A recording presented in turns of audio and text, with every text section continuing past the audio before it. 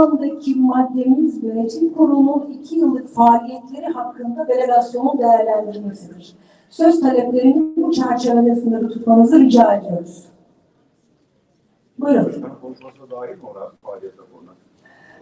Sayın Başkan'ın bir konuşması oldu, elbette bir bütün olarak değerlendirebiliriz.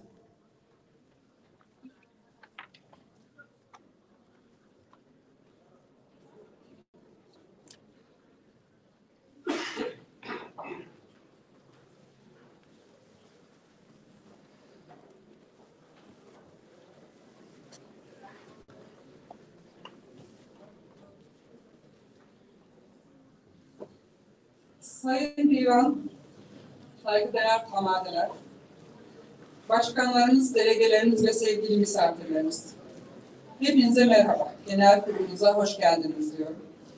Ben Göksun Çerkez Derneği Yönetim Kurulu Başkanı Nihal Arslan.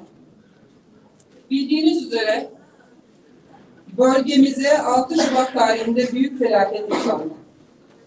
Yaralarımızı halen sarmaya çalışıyoruz. Maddi manevi çok büyük kayıplarımız var.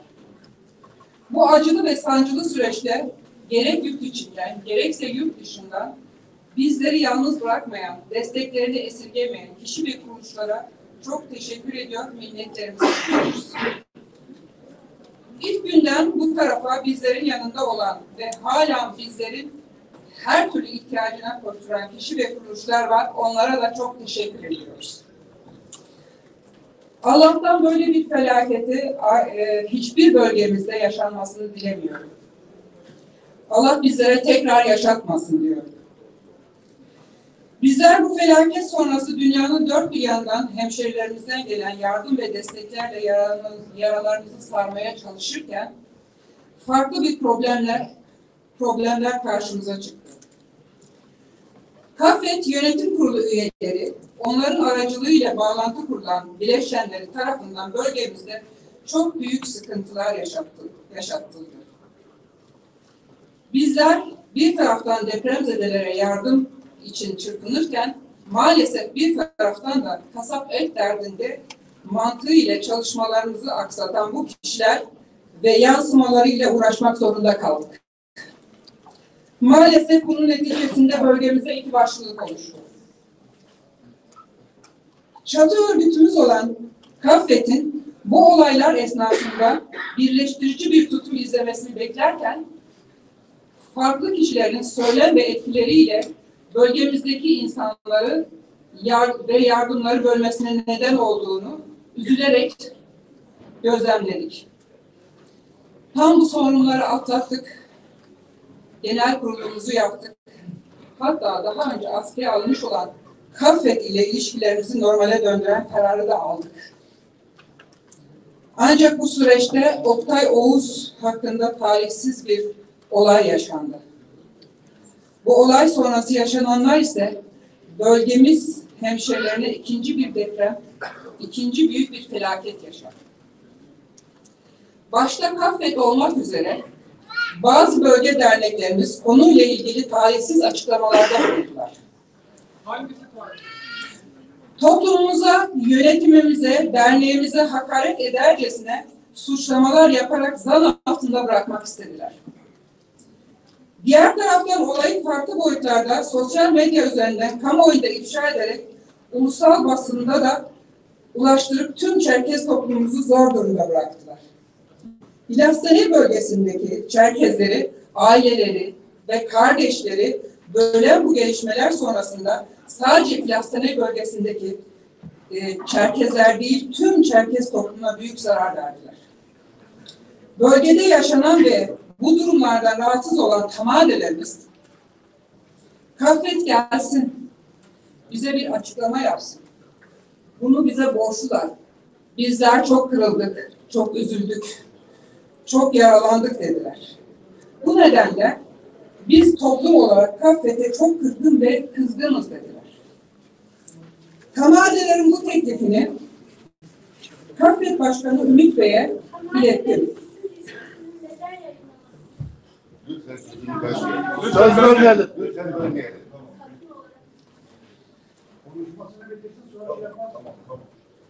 Kamadeler bu teklifini KAFEK Başkanı Ümit Bey'e iletti. Bana bu konuyu değerlendireceklerini söylediler.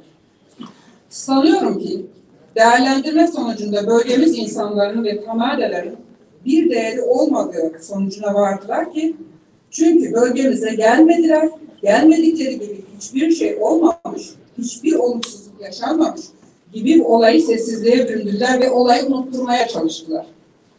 Bunlar yetmezmiş gibi geçen ay bölge derneklerimizi hiçe sayarak ve derneklerimizin haberi olmadan sözde bölge kamadeleri ki bu şahısların bazıları da daha önce dernek yönetimine talip olmuş ancak seçilememiş kişilerden oluşmaktadır ve bazı köy muhtarlarını toplayarak insanlara para dağıttılar.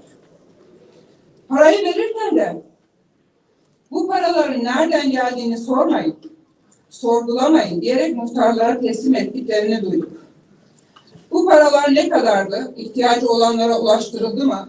Ödenen bu paralar karşılığında bir belge alındı mı? Bu konularda bilgimiz yok. Herhalde bu genel kurulda bu konu hakkında resmi bir açıklama yapılacaktır diye düşünüyorum. Daha detaylı olarak. Çünkü STK'ların para dağıtma yetkisi ve şekli belli bir düzen içinde yapılmaktadır. Biz Göksun Çerkez Derneği yönetimi olarak vicdanımız el vermediği için bunu ibra etmiyoruz. Bunlardan sonra KAFEK yanına Kafkas Vakfı'nı alarak yine bölge derneklerini, yönetimlerini yok sayarak yine sözde kamadeleri ile birlikte deprem sonrası yardım eden insanlara bu kişilerin tespiti ne oranda doğru yapıldı anlayamadık, yemek verip plaket vereceklerini açıkladılar. Bu olay organize edilip kamuoyuna açıklandıktan sonra Ümit Başkan, biz dernek başkanlarıyla dalga geçercesine Kahramanmaraş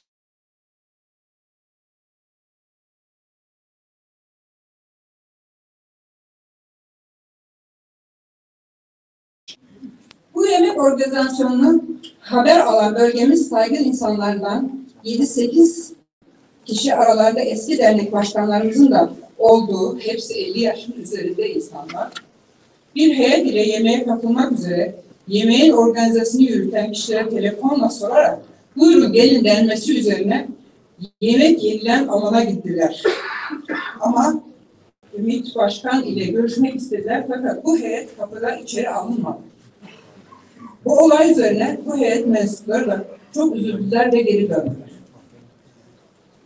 Bu yemekten sonra Ümit Bey Mutlu Akkaya ile yaptığı canlı yayın programında bir bayan hemşerimizin o yemekte arkadaşlar gelmişti, neden içeri almadınız diye sorması üzerine Ümit Başkan soruyu benim haberim yok diye yanıtlarken Mutlu Akkaya ise benim haberim var başkanım.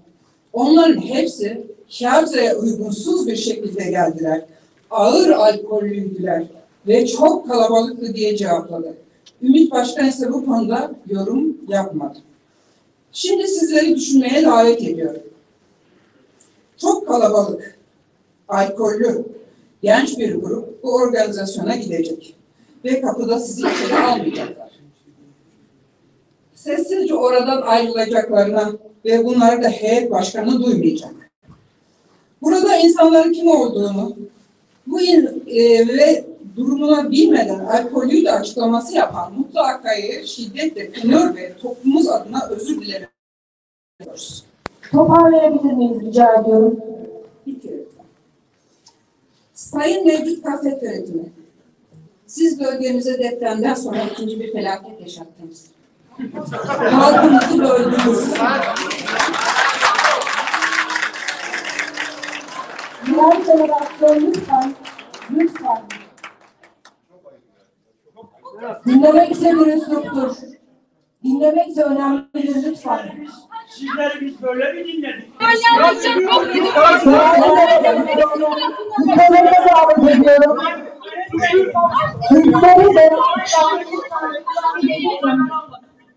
lütfen oturur musunuz? Lütfen.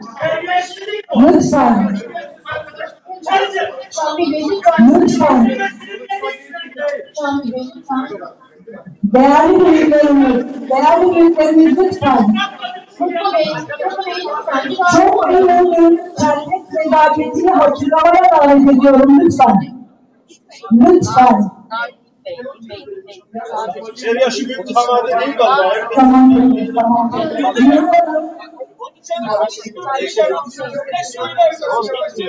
Sonuna kadar dinlemek zorundasınız.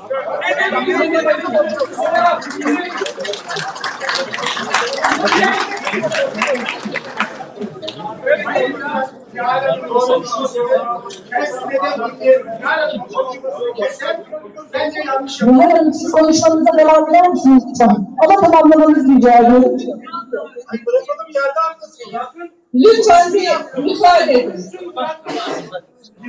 Yazınızı güncelleyin. Başkan gereken bütün açıklamaları yaptı. Özellikle başkan. Lütfen bir susar mısınız? Lütfen. Açık ve net bir belgeleriyle her şey ortadadır. Onu yürütmemiz gereken.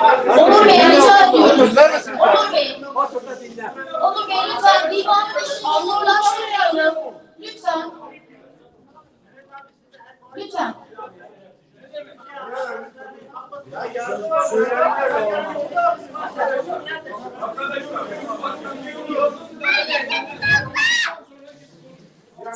Sayın mevcut Kafet yönetimi, siz bölgemize depremden sonra ikinci bir felaket yaşadınız.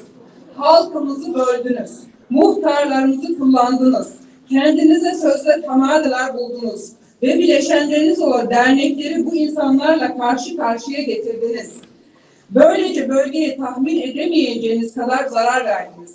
Tahmin edemeyeceğiniz kadar diyorum çünkü eğer etseydiniz bu şekilde davranmazdınız. Tabii ki eğer amacınız bu değil ise diye düşünüyorum.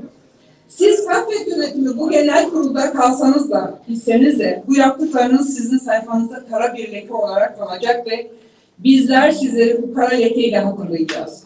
Maalesef bu kara leke Kafet kurumuna da zarar verdi ve bunu da yönetim becerdi. Bu olayı insanlar unutur diye düşünüyorsanız yanılıyorsunuz. Aynı yaşanan büyük deprem felaketi gibi yıllar geçse de biz sizi bu kara lekeyle hatırlayacağız. Çünkü toplumumuz nezdinde telafisi mümkün olmayan yaralar açtınız. Bizler sizleri asla affetmeyeceğiz. Bu genel kurulda Kafet yönetimi değişirse yeni yönetimin bölgemize gelip yine kamadelerimize görüşüp toplumumuz adına kırgınlıklarımızı, üzüntülerimizi bir nebze olsun hafifletmelerini bekliyoruz. Göksun Çerkez Derneği yönetimi olarak bu sıkıntılı günlerimizde yanımızda olan, desteklerini esirgemeyen, bizleri motive eden, her aradığımızda bize bıkmadan, of demeden yanımızda olan tüm büyüklerime ve tüm dostlarıma, özellikle olaylar sonrasında beni arayıp yanımızda olduklarını hissettiren, güç veren, tüm destekleyen başkanlar ve hemşehrilerimize sonsuz teşekkürlerimi sunuyorum. Beni sabırla dinlediğiniz için hepinize teşekkür ediyorum. Sorularınız varsa da divan müsaade ederse cevaplarım. Çok teşekkür ediyorum. Bravo.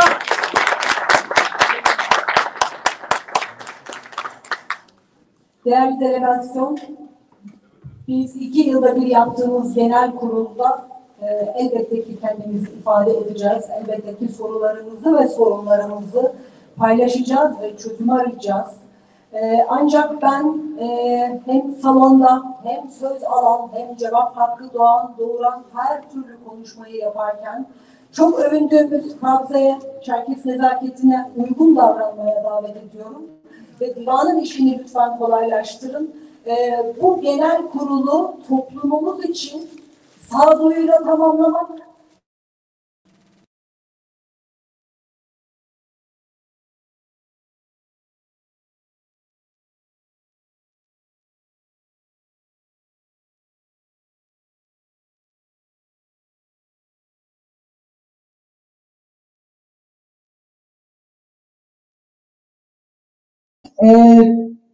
ben şimdi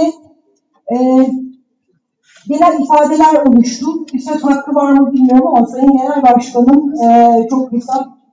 Peki ardından tekrar salona Kırıkkale'de olan var mı diye soracağım. Aynı konuya ilişkin konuşacaksınız.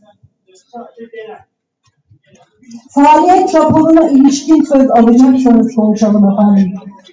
2 yıl boyunca çalışmalarını yürüten Afet Yönetim Kurulu'nun faaliyetlerine ilişkin konuşacağımızı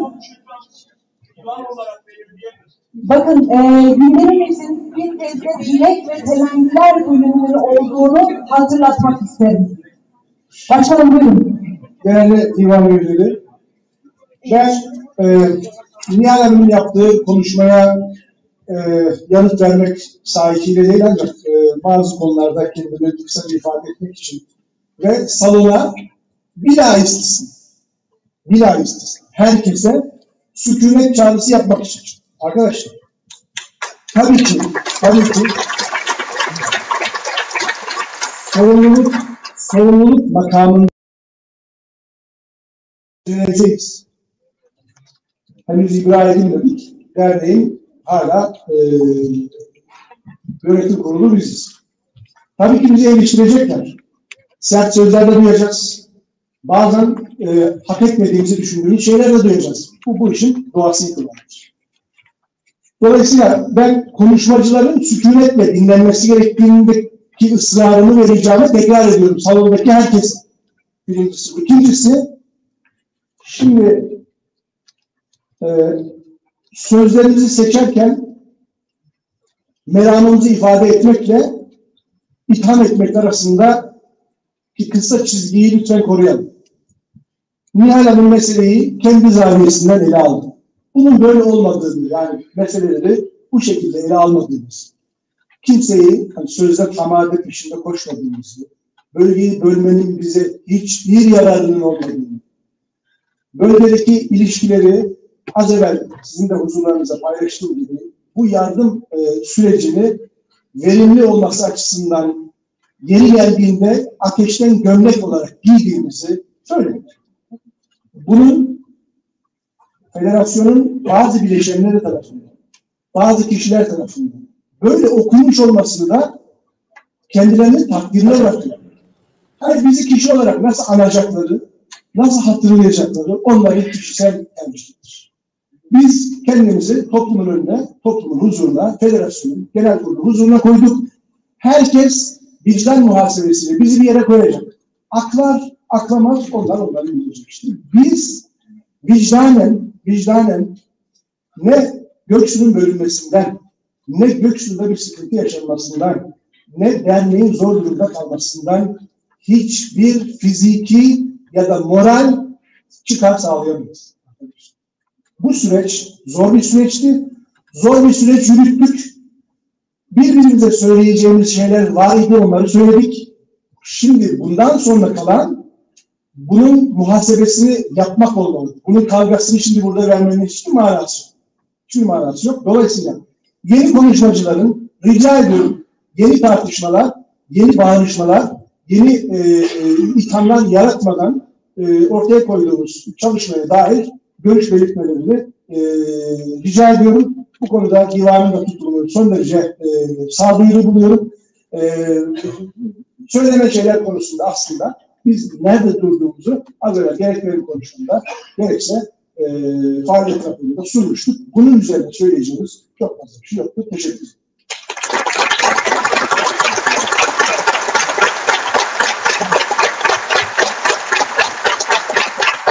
Evet, teşekkür ederim. Şimdi divan olarak almış olduğumuz bir görev var. Genel kurulu sağlıkla sonuçlandırmak ve gerekli kararları almak gibi bir görevimiz var burada 4 arkadaş. Sizin tarafınızdan görevlendirdik. Dolayısıyla genel kurulun akışına ilişkin, sağlıklı ilerleyişine ilişkin belli kararlarımız olabilir. Divanın görevine de lütfen müdahale edilmesin salondan. Bu hatırlatmayı da ayrıca bir rica ile birlikte yapmak istiyorum. Ben iki görüş dile getirildi. Herkesin kendisini ifade ettiğini de düşünüyorum aslında. Bu müdahaleyi de bir antidemokratik konuşmacılara müdahale olarak lütfen anlamayın. Sadece sağlıklı bir akış sağlamaya çalışıyoruz. Bu vesileyle tekraren yönetim kurulunun faaliyetleriyle ilgili söz almak isteyen lehte ve aleyhte konuşmacılarımız var mı? İlk olarak Vacip Bey söz talebinde bulunmuş idi. Vacip Bey. Boğaç Bey buyurun. Yusuf Bey. Yüksel Bey.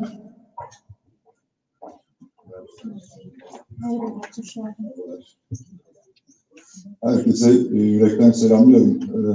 Dün arkadaşlar ilk toplantı başlarken buzu kıralım demişlerdi. Buz kırılmamıştı ama birdenbire biraz fazlaca mı kırıldı? Ne oldu? Sinirler epey bir gerildi herhalde. Burada herkesin birbirine tahammül etmesi lazım. Her ayrı görüşe ayrı bir değer vermek lazım. Ben olaya böyle bakıyorum.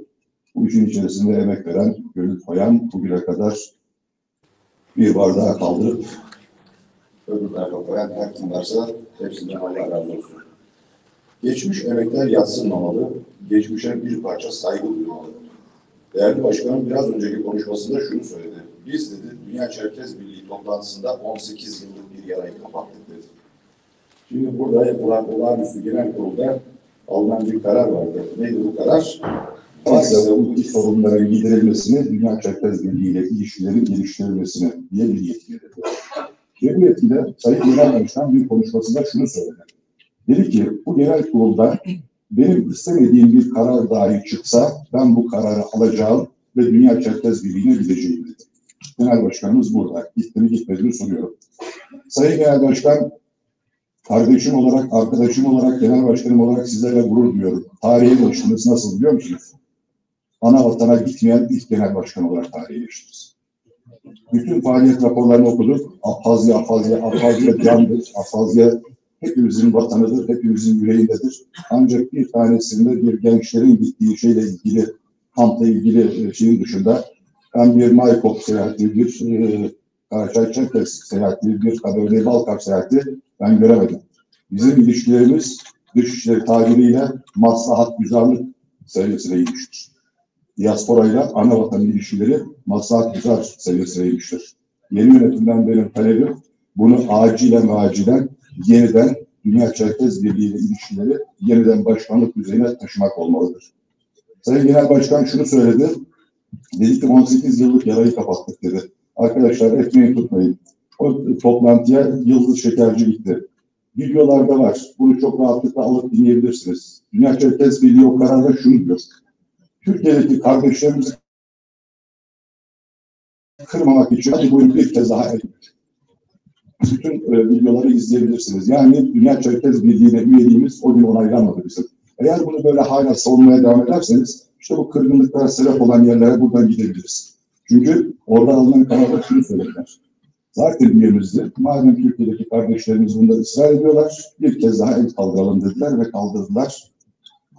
Dünya Çerkez Birliği'ne yani 18 sene sonra üye olmadık. Eğer bunu dersek 18 sene içerisinde o Dünya Çerkez Birliği içerisinde çaba sarf eden, o Dünya Çerkez Birliği'ndeki görüşlerini dile getiren, delege olan insanlara saygısızlık yapmak oluruz. O insanlar orada maraba değildi. O insanlar oraya gittiler. Dünya Çerkez Birliği'nde Türkiye'nin 5 tane yönetim kurulu üyeliği vardı. Bir tanesi genel başkanlık olmak üzere. Bu nereden çıkmıştı? Deterjandan çıkmıyordu. Üye değilsek nereden çıkmıştı? Yani söylemek istediğim 18 yılın sonunda biz üye olmadık. 18 yılın sonunda bir inat uğruna bir genel kurul kararı sonrasında birazcık da bıyık altından gülerek hadi bir kere daha onaylayalım dediler. Onu onayladılar. Bu herhalde olmuştur. Eleştiri şeklim herhalde olmuştur diye düşünüyorum. Kırmadan dökmeden yapmaya çalıştım. Bundan sonraki arkadaşlar da böyle yaparlarsa yani çok sevineceğim ama benim gördüğüm en büyük eksikliklerden bir tanesi ana vatana bir ziyaretin yapılmamış olmasıydı. Bunun altını özellikle çiziyorum. Hepinizi saygıyla selamlıyorum.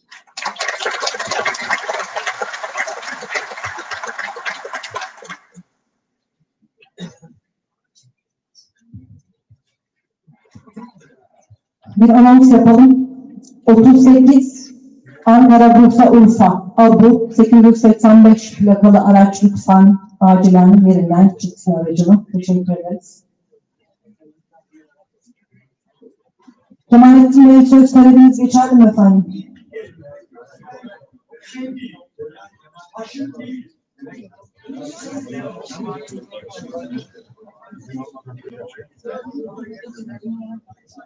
Divan olarak söz taleplerini reddetme durumumuz yok. Büyüklerimiz konuştu kendisiyle.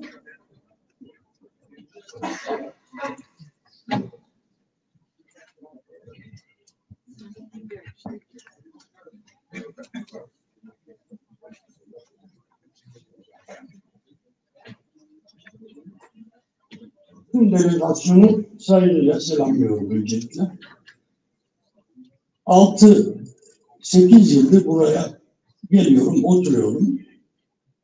Sessiz bir şekilde dağılıyoruz biz. Oyunumuzu veriyoruz. Ne olduğunu da yolda öğreniyoruz. Ve Türkiye'nin diğer bir ucundan geliyoruz. Şimdi biz geçtiğimiz 2 yıl önce burada bir takım konuşmalar yapıldı. Bu mevcut yönetim arkadaşlarımız hepsi tek tek konuştular. Bunlar daha önceden ayarlanmıştı konuşmalar. Üstü örtülü, üstü kapalı, bir sürü şeyler söylendi. Hamadelerimizin kalbi de kırıldı. Bunu biz burada hissettik. Ama onlar hiçbir şey söylemediler. Bir şey söyleyeceğiniz zaman sayın delegasyon hamadeleri hemen önüne atıyorsunuz. Ben konuşmamak için. Hamadeleri önümüze atıyorsunuz. Olmaz. İkincisi, ya bir bayan, ben tanımam, arkadaşı da tanımam yani. Ben delegasyonum, tamamen tarafsızım. Onu rezil etmenin görüşlerini yaptınız burada.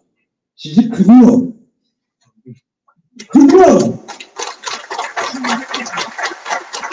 Ben sadece görevimi yaptım burada. Delegasyonum sadece. Teşekkür ederim. Evet. Teşekkür ederiz. Sayın Yusuf Parmaz. Buyurun. Yüksel Nuri Güneş ve Sedat Sürücü söz aldılar.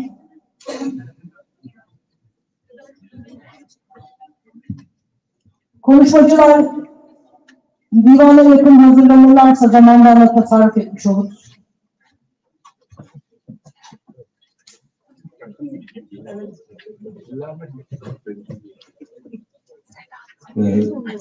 Sayın başkanlar, sayın delegeler, hepinizi saygıyla selamlıyorum. Ben da saygıyla selamlıyorum. Bu genel kurul zor bir genel kurul. Baştan biliyorum. Bu zor genel kurulun böyle kendine yakışır şekilde devam etmesini sağladığı için Ümit Başkanı ve yönetim kuruluna ve aday olan herkese veya burada bulunan bütün delegelere teşekkür ederim. Gerçekten önemli konuları konuşuyoruz ve tartışıyoruz. Türkiye'de hem bizim federasyonumuzda zor bir dönem geçti. Bu zor dönemin arkasından bu genel kurulun sağlıklı gidebilmesi için çaba gösterenlere Ümit Başkan başta hepsine teşekkür ederim. Fakat şunu da söylemek isterim. Bu sonu da elbette görüşülecek, tartışılacak. Bugün bir tarihin hepsine nokta koyuyor değiliz. Bütün sorunları bugün burada çözecek değiliz. Ümit kendi görüşlerini, yönetim dönemini anlattı. Ve fakat ben öz eleştiri kısmının eksik olduğunu düşünüyorum. Yani kendisine ve yönetimine karşı yapılan eleştirileri burada değerlendirdi. Onlara saygı duyuyorum. Fakat bir öz eleştiri kısmında eksik olduğum hiçbir öz eleştiri duymadım yani. O ne demek? Bunları biz de eleştirebiliriz demek. Şu anda eleştirebiliriz. Gelecekte de eleştirebiliriz ki eleştireceğiz. Çünkü bunlardan siyaset çıkaracağız. Bu toplum nasıl olacak, nasıl gidecek onları konuşacağız. Yani bu 2 dönem çalışan yönetim kurulumuzun çalışma programı içinde yaptığı çok önemli ve çok iyi çalışmalar var. Onları gelecek yönetimin devam ettireceğini düşünüyorum. Ve bu yönetimle beraber çalışan bütün kadroların devam etmesi gerektiğini de düşünüyorum. O çalışmalara bir fiil, yoğun bir şekilde katılmaları gerekir ki başarıya ulaşabilelim. Herkesi kucaklayabilelim. Ama başarısız olduğu yerler var. Ben zaten bu nedenle muhalefet ediyorum. O başarısız olduğu yerleri de eleştireceğiz ve yeni yönetim kuruluna da önereceğiz. Böyle çalışırsan başarılı olursun diye. Onlar da bunları yaparlarsa onları takdir edeceğiz. Onların da eksikleri olursa onları da eleştireceğiz. Yani siyaseten bir kırılma noktasında olduğumuz değil, bir gelişme noktasında olmamız gerektiğini düşünüyorum. Ümit'in konuşmasının başında çok iyi bir giriş vardı. Değişim üzerine. Değişim gerçekten bütün toplumlar için hem zorunludur, hem istesek de istemesek de olan şeydir. Değişmeyen bir şey var mı? Dünyada her şey değişiyor. Fakat bu değişim için de bizim nasıl pozisyon aldığımız çok önemli. Dünyada ben birçok şeyin kötü gittiğini düşünüyorum. Yani bugünkü toplantıda da söyledim. Dünya 1980'den itibaren 1980 Türkiye'de 12 Eylül darbesidir. Gerçekten sinir gibi ezdi hepimizi. Türkiye'de değil ama yalnızca bütün dünyada Thatcher'la, Reagan'la başlayan bir değişimdi.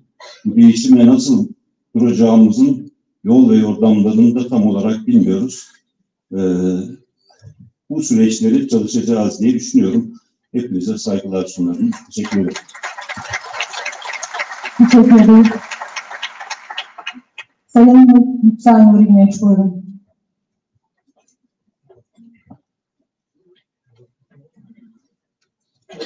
Sayın Divan, değerli delegeler, bizi saygıyla selamlıyorum.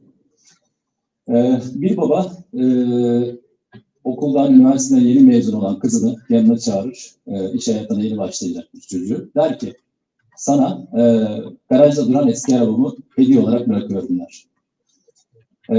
Fakat der, senden bir dileğim var. Arabayı önce der, bir hurdacıya götürmeni istiyorum.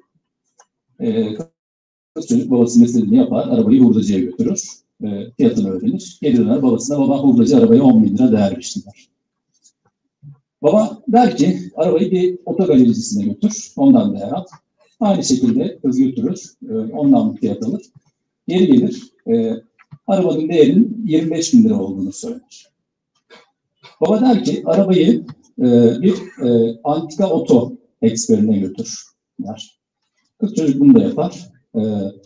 Heyecanla eve gelir, babasına der ki, baba, oto ekspertizi yapan kişi, eksperi, arabanın 67 model bir Mustang, Ford Mustang olduğunu, çok kıymetli olduğunu ve 15 milyon TL değeri olduğunu söylediler. Baba buradan hareketle kızına der ki, kızım hayata başlayacaksın. Sana bu söylediğim şeyi yapmanı istememin bir sebebi vardı. Değerinin bilindiği yerde olacaksın dedi. Senden der, değerinin bilindiği yerde olmanı rica ediyorum. Değerini bilen insanlarla beraber olmanı rica ediyorum der. Şimdi değerli hazırım, bizim içimizde çok kıymetli insanlar var. Bunlardan bir tanesi Ümit Dinçer. Ben çok uzun zamandır tanırım kendisini. Lütfen kendisine hurdacı, tırnak içinde meslek grubu olarak küçümsediğim için söylemiyorum, hurdacı bakışıyla bakmayalım. Antika oto ekspertizinin baktığı gözle bakalım ve ona değerini verelim. Bu yaklaşım bizi ileri götürmeyecektir. Yani değerlerimizi bu şekilde aşağı çekmeye çalıştığımız zaman kaybeden kurum olarak biz oluruz. Ben o manada MİT Başkanım burada değil, MİT Başkanım ve yönetim kurulu arkadaşlarının faaliyet raporlarını ortaya koydular. Çalışmalarını yakından da takip ettim. Bazılarının içerisinde de oldum.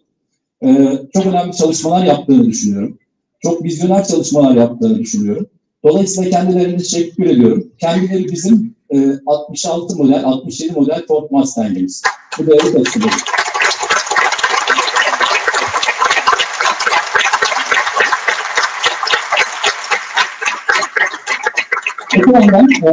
Öte yandan ben kendileri göreve gelmeden önce birebir duyduğum için isim vermeyeceğim. Birebir duydum. Sonradan öğrenmek isteyen olsa gelirse ismini söylerim.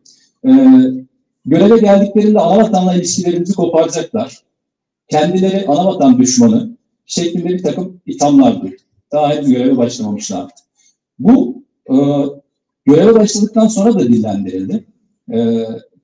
Yine isim vermeyeceğim. Dün burada toplantı sonrası konuşurken ama dedi onlar evet öyle. Çünkü aralarında işte şu görüşe sahip yönetim kurulu üyeleri de var dendi. O görüşün de adını dillendirmeyeceğim. Canberk arkadaşım uyardı beni, dillendirme dedi. Yani farklı görüşten, farklı fraksiyonlardan insanların bir araya geldiği bir grup anavatan düşmanı diye dillendirilebiliyorsa yeni oluşan yönetim kurulundaki isimlerin Instagram sayfalarına baksınlar. Orada da o itham ettikleri kişi gibi o görüşte olan insanlar olduğunu görecekler. Yani birebir eğer benimle gelirseniz ben ne demek istediğimi anlatacağım. Burada çok açık konuşmak istemiyorum. Onun için lütfen gençler burada dün söz aldılar. Hepsi dediler ki önümüzü açın. Yaşlılar bunu muhtemelen, yaş almışlar. Bunu muhtemelen yanlış anladı. Yani biz olmayalım mı? Hani gençlerin önünde tecrübemizi paylaşmayalım mı dediler. Tecrübe paylaşımı ile affedersiniz sırtınızda deve hörgüçlü taşıdığınız bagajlarınızı gençlere aktarmak arasında fark vardır. Lütfen gençlere tecrübelerimizi aktarıyoruz diye kendi doğrularımızı aktarmaya kalkmayın. Bunu tecrübelerimi kadar teşekkür ederim.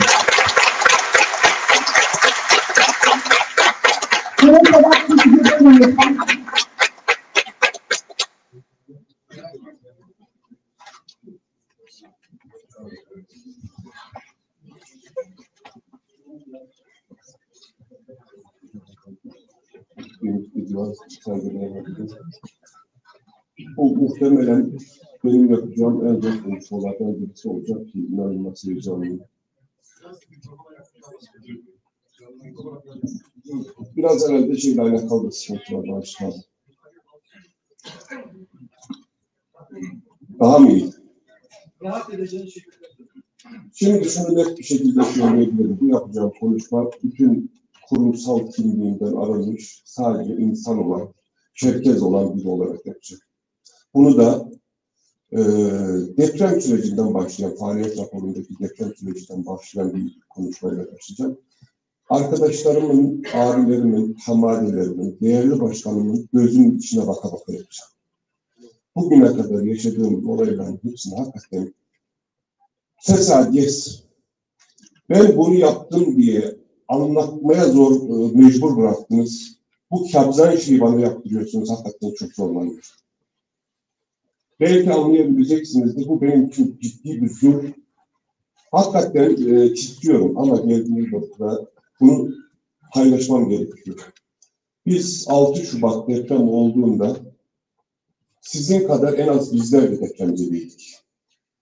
Ama şunu net biliyorum, birçok arkadaşım biliyor ki ben deprem olduğu an yola çıktım. İkinci Göksun depremi olduğunda sizin birçoğunuz orada değilken ben Göksun'a yetişmiştim. İkinci Göksun depremini ben Göksun'da yaşadım. Yapmayın. Şimdi bu anlattıklarımın size bir katkı sağlayacağını düşünmüyorum ama konudan konuya geçeceğim. Lütfen duygusallığıma verin. Hata edecek olursam da şimdiden affınıza sığınıyorum.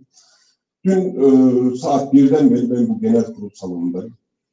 Dün yapılan konuşmaların tamamı sadece 2 tane gencimizin yaptığı konuşmalardan ibaret olarak düşünmek istiyorum, öyle görmek istiyorum.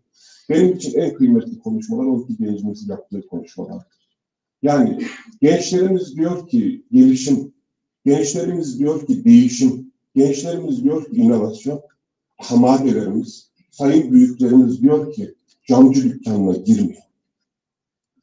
Yani geldiğimiz noktada bu kadar ayrışmışken, bu kadar kutuplaşmışken bizim söylediklerimizin de vallahi size bir fayda sağlamayacağım ya da sizin düşüncelerinizi değiştirmeyeceğinizi biliyorum. Bir, biz deprem bölgesine gelirken hepimiz insani duygularla yola çıktık.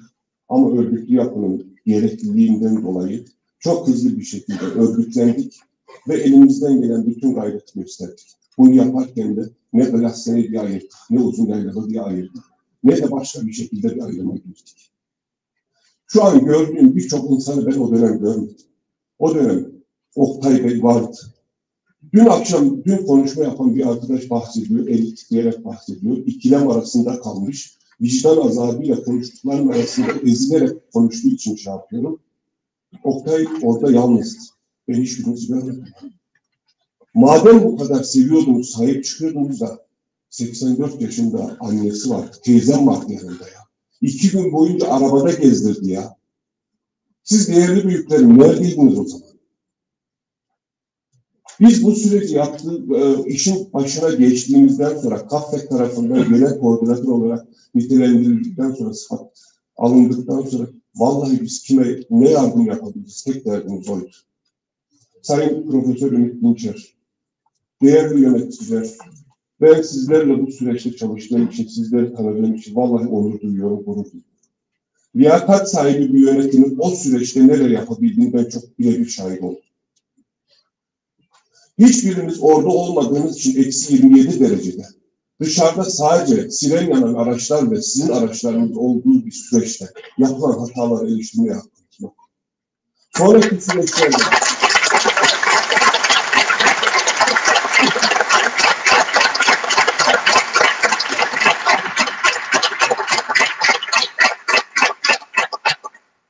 -27 derecede çok da sevdiğim bir genç arkadaşım ayak parmakları donma tehlikesiyle karşı karşıya kaldı. Hakikaten çok güzel işler ortaya koyduk. Yani şimdi geldiğimiz noktada sonraki süreçte kabahat bulmak, bahane bulmak, birilerini haksız yere suçlayabilmek için bu gösterilen çaba, özveri o dönem gösterilmiş olsaydı toplumun bu afet karşısında yakaladığı birliktelik hala devam ediyor. Parmağı donan çocuğumuz, donmak üzere sıkıntıya giren çocuğumuz, açlıktan dolayı sırt üstü düşen, bayılan çocuğumuz, vallahi bunları söylemesem onların vebali sırtında kalır. Şu örgütlü yapının şeyinden bahsettim biraz önce. Arif başından gelen sevgili arkadaşlarımıza değerli katkılarından dolayı vallahi sonsuz şükranlarımı sunuyorum. Tufan Bey'le tarafından gelen Akpınar, Kayapınar, o köylerden gelip de bize ciddi anlamda destek veren herkese sonsuz şükranlarımı sunuyorum. Bizim burada bugün birçoğunu görüyorum. Federasyona bağlı derneklerden başkanları cansiperane aradılar, uğraştılar. Ne yapabiliriz için vallahi birbirleriyle yarıştılar. Hepsi de çok çok teşekkür ediyorum. Şunu net bir şekilde gördük. Biz orada kurumlarla da uyumlu bir şekilde çalıştık ama başkanlığın veyahut da Ankara yola çıkarttığı yargı fikirinin olabileceği kadar profesyonel hazırlanmış, içindeki malzemelerin ne olduğu, kutularda neler olduğuna kadar detaylandırılmış bir çalışma yapıldı. Hiçbirimiz bu konuda profesyonel. Lütfen toparlayabilirsiniz Serhat Bey. Başkanım, çok özür diliyorum ama biraz önceki içeride müsaade istedim sizden hakikaten. Yani bir iki dakika daha tolerans istiyorum. Şimdi geldiğimiz noktada ben dernek başkanlarımıza teşekkür ettim. Sonrasında bizim kalbimiz çok mu kırıldı? Vallahi çok kırıldı. Biz madem bunu gündeme getirdik net.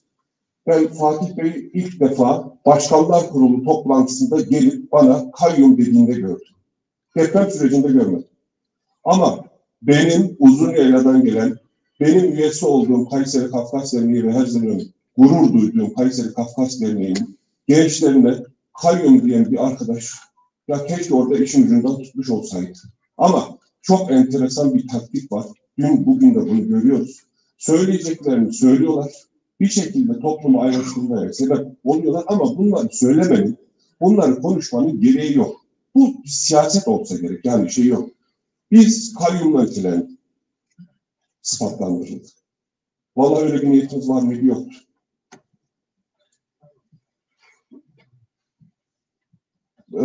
Daha detaylara girmeye de çok fazla gerek yok ama ben şunu söylemek istiyorum. 2 yılın sonuna geldiniz. Ben gözünüzün içine baka baka söylüyorum. Bizler, sizler tanıdığımız için, hakikaten sizlerle çalışma fırsatı bulduğum için onur ve gurur duyuyoruz. Çok teşekkür ederiz.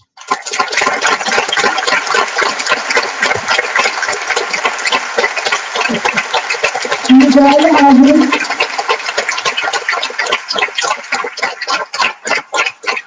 Bir tane daha konuşmacımız oldu.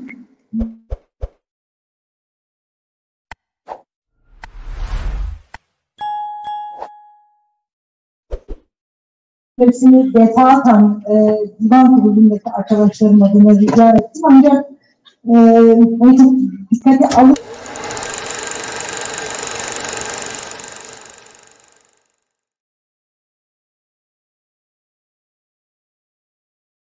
izniyle lütfen kimse divana gelip toparlamamızı istemesin. demokratik şekilde herkese söz hakkı vermeye çalışıyoruz. Kimsenin de söz hakkını manipüle etmemeye de gayret ediyoruz. Konu hassas, çok farkındayız. Ben sadece söz alan konuşmacılara da bir baktım, elbette ki söz vereceğiz. Ancak lütfen bir de dilek temenniler maddemiz var. Dilek temenniler maddesini de lütfen değerlendiriniz. Ve tekrar düşünelim. Çünkü yani çıkan bazı, yani tüm konuşmacılarımız çok değerli. Ancak çok haklı olduğuna inanan bütün söz alan kişilerin delegasyonun tekrar düşerek zamanımızı doğru kullanmamız yönünde engel teşkil etmemesini özenle rica ediyorum. Bu girişten sonra Şamil Yaman'ı davet ediyorum. Hadi düşünelim lütfen.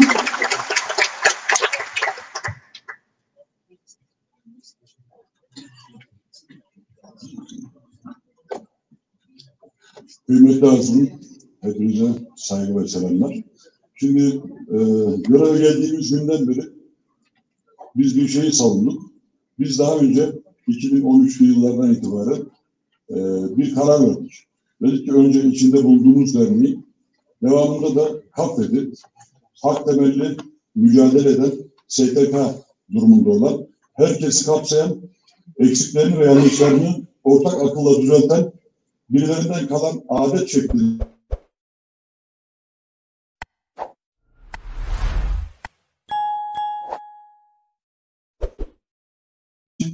bu konuya emek vermek üzerine birçok dernekteki o zaman genç, dünkü genç arkadaşlarımın söylediği gibi bugün 50'li yaşlara gelmiş, emekliliği dolmuş insanlar grubuyuz. Hepiniz sizin evlatlarınızız. Burada hepinizi biz idol olarak gördük. Yıllarca ben Vahit abinin Ankara Derneği Başkanı olması için Kayseri'den gelip çalışmıştım değil mi abi? Hatırlarsanız. Cihan abi aynı şekilde değil mi? Kaç yıldır tanıyorsunuz abi bizleri? 89 yılından beri bu derneğin içindeyiz hepimiz. KAFED'in kuruluşunu sizler yapmış olabilirsiniz. 89 yılında Kayseri Derneği açıldığından beri oradayız. Sizin için büyüklük olabilir. Ama bizim de hayatımızın başladığı günlerdi belki de. O günden bugüne hayatımızın önceliği Çerkezlik, Kafkasyalık, örgütümüz ve bizim toplumumuz. Bunun için çaba sarf ediyoruz. Biz Amerikan ajan değiliz. Biz Ukraynacı değiliz. Biz Rusçu da değiliz. Rus düşmanı da değiliz.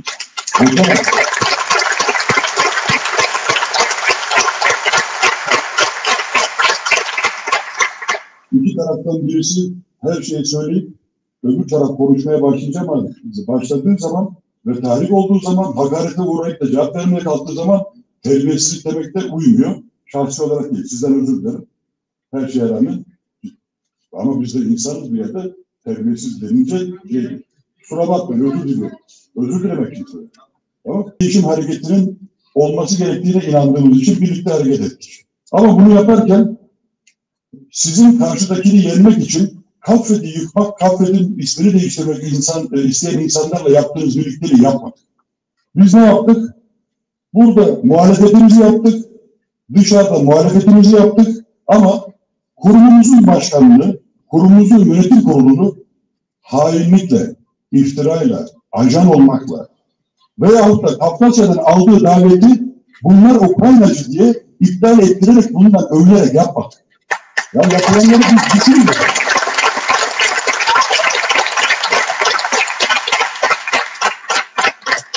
Ben şunu görüyorum. Bugüne kadar buradaki insanlar, sizler de dahil hepimiz, ailelerimizden, kesemizden, geleceğimizden, her şeyimizden keserek, arttırarak bir şeyler yapmaya çalıştık. Aramızda şu anda eşi ameliyat olmak için hastane yapmış, hala burada duran arkadaşlarımız var. Sizlerin de vardı cenazesi bıraktıklarında. Az önce konuşan Sedat annesini kaybedeli 4 gün olmuştu. Deprem bölgesine gitti. Bunlar ajitasyon olsun diye bir insanın yaptığı iyiliği anlatmak kadar, yaptığını anlatmak kadar şu toplumda utandığı bir şey olamaz. Onurlu insanlar için. Söylüyoruz diye, yani bu kadar üstüne gelip de para yemekten başlayıp her şeyle suçlandık. Konudan konuya atlıyoruz. Niye? Çünkü duygusalız. O kadar birikti ki. Şunu anlatayım ben. 6 Şubat sabahı ben Kayseri Şeker'de çalışıyorum. Fabrikanın imkanlarıyla 140 kişiyle yanımda kalifiye elemanlarla beraber ben Ericek depreminden Mahmut Bey köyünün orada yakaladım. oranında afet tarafından da görevlendirildim devamında çünkü adam olmadığı için. Oradaki köylerdeki birçok kişi de görmüştür. Belki tanır, belki tanımaz. Rica ederim. Bu kadar bir şey bu olsun. 2 dakikamı daha alabilir miyim? Rica ederim. Zaten bir daha gelmeyeceğim. Yani rahatsız edeceğim anlamında. Ben 180 tane cenazeyi, 6 tane canlıyı enkaz altından çıkaran bir ekibin içerisindeyim. Bu sırada gelip geçerken hep Çerkezköy'lerini geçiyorsunuz. Gelecek olarak en sonunda. Bilenler bilir, Göksunlar iyi bilirler. Çardak tarafından gittiğiniz zaman değil mi? Tombak'tan öbür taraftan Kamışlık'tan çıkış var falan. Buradaki insanların birçoğu oraya adım adım gidiyor. Sokak sokak. Hangi yol kapanırsa nereden geçirir? Kar yağdan nasıl getirir hepsini biliyoruz zaten. Tamam mı? Ve ben bu sırada 1. gün akşamı hasta götürürken bir baktım ki bizim uzun yaylalar orada görünce Allah Allah bunlar nerede? Kafa çünkü kalmıyor o şeyler. O günden itibaren oradaydı insanlar. Yani o günden itibaren orada olup cebinden ne kadar harcadığına dikkat etmeden can siparayla çalışan insanları buraya çıktınız. Bizim orada ikinci bir deprem yaptırdınız. Söylemediğinizi bırakmadınız. Ya Bekir abi ayıp değil mi? Bu ne işi ya? Öyle değil mi abi? Bunlar söyledim. Sen görmedin mi abi bize? Beraber çalışmadık. Yani Atilla Mutlu Alkış tamam alırsın. Cevap hakkın da var. Her şeyi söyleyebilirsin. Şunu söylüyorum. Biz Oktay denilen zevattan aramız neden bozuldu biliyor musunuz? Daha depremin 2. günü gelen yardım almaya gelen kişi bu benim kafamı kırmıştı. Ben buna yardım vermeyeceğim dediği için aramız açıldı. Bunu yapamazsın dedik ya. Bugün bunu diyor dedik. Ben orada yardım dağıtan bir Çeçeni hırsızlıkla suçladığı için arası açıldı buradaki gençlerin. Kendi Göksu'nun gençleri dövecek oldular. Yapma dedik. Başka bir köydekileri sen Çerkez değilsin sana yardım vermeyeceğim dediği için adamlar şikayetçi oldu değil mi? Hatırlıyorsunuz. Savcılıkta ifadesi var. Zor kapattık olayı. Böyle bir şey olamaz dedik ya. Ölüm günü bugün. Bunu felaket günü yapma dedik. Ama yaptı. Devamında anahtarları cebine koydu. Kafasına göre yardım dağıtmaya kalktı. Bunlara karşı çıkan kendi gençlerini hakaretler etti, tehditler etti. Bizim şunu geçmemiz lazım. Ben filanca sülaledenim. Benim dedem şuydu. Ben şuyum. Ben bunu yaptım. Bunları geçerim abi.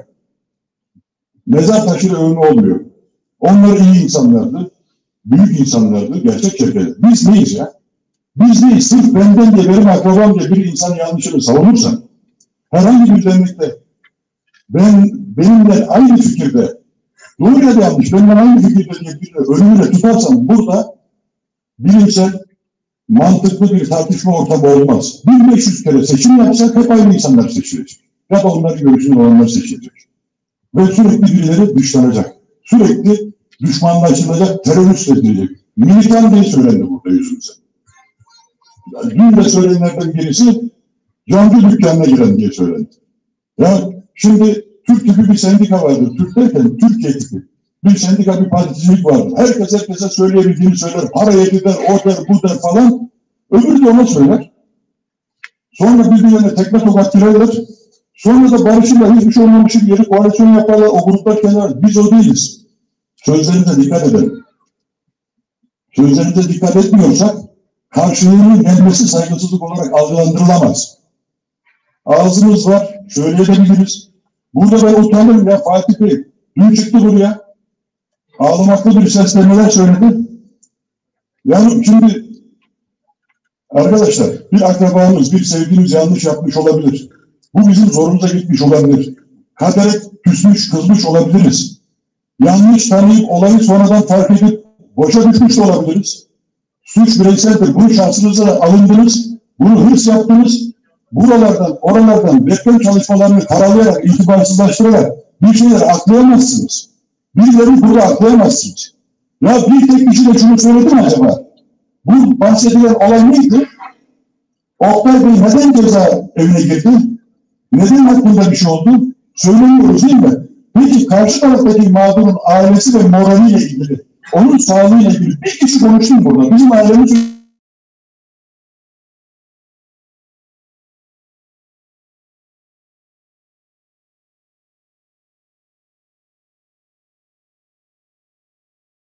şeyleri itibarsızlaştırmak, iftiraya maruz bırakmak yapmayalım. Lütfen bak bunları yapmayalım. Hepimiz ailesini anlıyoruz. Ailelerin üzüntüsünü de anlıyoruz. Yanımızdaki adamı arayıp akşam o yemeğe geleceksen gitme, seni severim. Oraya gelecekler, orayı linç edecekler diyen insanlar şu an bugün kalkıp oraya 8 kişi geldi, toplantıya alınmadı. Haksız mıyım? Hakan abi, haksız mıyım? Öncekinde telefon ediyor adam, ben buradaki sohbet ediyorsunuz. Tamam. Söz hakkınızı sonlandırıyoruz, imkan olarak lütfen. Hiç kimseye kasten bir yanlış yapmadık, kimseye düşman bilmedik. Bunun buraya gelmesini de biz yapmadık. Bundan sonra da ben kendi şahsi adıma söyleyeyim. Kaffet Değişim Hareketi'nden, onlar adına da konuşabilirim herhalde. Biz Kaffet'i değiştirip daha bilimsel, daha Çerkezi'ye hizmet eden bir STK haline getirmeye çalıştık. Ama sonucunda gördük ki biz bunu yapamayacağız. Kaffet Değişim Hareketi bitmiştir arkadaşlar. Kaffet değişmeyecek. Ben size başarılar diliyorum. Kendinize göre istediğiniz şekilde konumlandırabileceğiniz insanlarla mutluluklar diliyorum. Biz başka bir şekilde, başka bir mecrada devam edeceğiz çalışmamıza. Hepinize saygılar.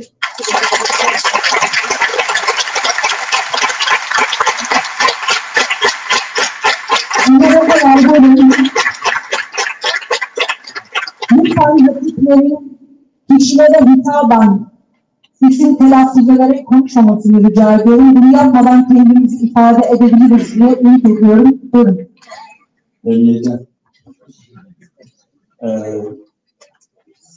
Sayın Divan, değerli delegasyon, biraz hani bir şey vardı, Türkçe'de bir laf vardı. Neyi kınarsan bayrağını Allah eline verip önüne düşürüyor derler. Yönetim kurulu aday listesindeki arkadaşlarla sakın hiç kimse hiçbir şeye cevap vermesin, kürsüye çıkmayalım deyip en çok söyleyen kişilerden biri olarak şu anda kürsüdeyim. Bunun için kusura bakmayın. Tek bir şeyden çok rahatsız olduğum için kürsüye çıktım. Yüksel Başkan'ın 67 model Mustang dediği Ümit Başkan'la ben 2 yıl boyunca çok yakın çalıştım. Doğru mu? Biz Ümit Başkan'ın kıymetini biliyoruz. Ama bu toplumun tek değeri Ümit Başkan değil. Şevken yaptığımız diğer temadelerimiz, yaşımız kadar bu topluma hizmeti olan insanları sosyal medyalarda, bizzat yönetim kurulu üyeleri de dahil olmak üzere, sosyal medyada yönetim kurulu üyesi olmayanların yazdığı, çizdiği bir ölçüde bütün arkadaşlık ilişkilerine, bütün KDH WhatsApp gruplarındaki ortaklıklarına rağmen Ümit Başkan'la bu konuda mutabıkta kaldık. Yönetim kurulu bağlamayabilir. Ama biz bu FSP diye başlayıp da tamadeler, kılıçları hazırlayın, savaşa geliyoruz diye paylaşımları bir kenara koyuyoruz. Ama Ümit Başkan şu anda burada hesap soran yönetim kurulunun başkanı değil, hesap veren yönetim kurulunun başkanı. Gayet de demokrat bir insan, bu toplumun gelecekte de değeri olacaktır. Biz de birlikte çalışacağız Ümit Başkan'la. Bizden sonraki yönetimler de yararlanacak. Belki ileride inşallah daha iyi bir listeyle tekrar yönetimini alır. Çünkü yaşı müsait. Bizim şu anda içinde bulunduğumuz madde ibra maddesi. Dolayısıyla eleştirilere tahammül gösterilmesi gerekiyor. Karşı eleştirilerin yönetim kurulundan gelmesi teknik olarak da doğru değil. Burada tekrar söylüyorum. Tek 67 model Mustang'ımız Ümit Başkan değil. Çok güzel anlatıyorsunuz. Ben yönetimi devretmek için sizin toplantınıza katıldığımda Birleşmiş Milletler Azınlık Hakları Forumu'na aynı MRG projesi kapsamında katıldım. Burası bireysel katılımla Çerkes, Abaza, OSET temsilcilerin de yer aldığı, Türkiye'deki bütün azınlıkların olduğu bir gruptu. Tamamen farklı görünüyoruz. Geçen toplantıda Selçuk'la beraberdik, Selçuk söyledi. Biz birbirimizi görünce bıçakları çekip böbreklerimizi alıyoruz zannediyor dışarıdakiler ama yani Selçuk'la benim hiçbir sorunum yok. Beraber de çalıştık. Ümit Başkan'la konuştuk. 6. 7. toplantısında bir temsilci Kaffet adına ve TAGMET adına da Murat Hoca'yı ben dahil ettim o projeye. Kurumsal temsil olmadığı halde dahil ettim. Şu anda da yönetimden ayrılan Selçuk arkadaşımız, aynı benim yönetimden ayrıldığım dönemde gittiğim gibi Birleşmiş Milletler Azınlık Forumu'na gidecek. Çok değerli bir katkıdır bu. Sonuna kadar da destekliyorum. Bu birlikte çalışma zeminlerini ekstrem söylemlerle baltalarsak, benim sosyal medyama girin bakın. Size yönelik bir şey bulamayacaksınız. Ama pek çok tanrının sosyal medyalarında bizzat fotoğrafımla hedef gösterilerek paylaşımlar göreceksiniz. Ben deprem döneminde Şamil'i aradım. Depremin 2. günü dayımı kaybettiğim için Kayseri'deydim. Bursa Başkan'la da konuştuk. Valilik izni beklemeyin dedim. Çünkü ben bürokraside tecrübeliyim. 99 depremini arkadaşlarımız başbakanlıkla koordine etti. Ulusal çapta koordinasyonun nasıl yürüdüğünü biliyorum. Orada herhangi bir şey beklemenize gerek yok. Yürüyün. Bu çalışmayı başlatın. Valilik izni falan bunlar sonradan kaldırılacak dedi. Nitekim kaldırıldı. Sonrasında da cenazeden dönüp Şamil'i aradım. İhtiyaç varsa hazırım. Gidilmesi gerekiyorsa gitmeye hazırım dedim. Şamil de gençlerimiz sağ olsun yeterince var. Teşekkür ediyoruz abi dedi. Demek ki orada olmasam da bir iki söz söyleme hakkım var. Depremde yapılan hiçbir çabayı hiç kimse küçümsemiyor. Buraya çıkan hiçbir hatip kastet depremle ilgili çalışmadı demedi derse ben karşısında olurum. Ama Ümit Başkan, konuştuk bu konuları. Bu Göksu'nda bir sıkıntı olduğunu konuştuk. Oraya gitmen gerektiğini söyledik. Ama ne hikmetse benim ve Erdoğan Yaşar abimin sana bir kötülüğü dokunacağına seni ikna ettiler. Bu ziyaret gerçekleşmedi. Bu ziyaret gerçekleşmiş olsaydı 2 kez konuştuk. Tüzük çalışmayından sonra camın önünde konuştuk.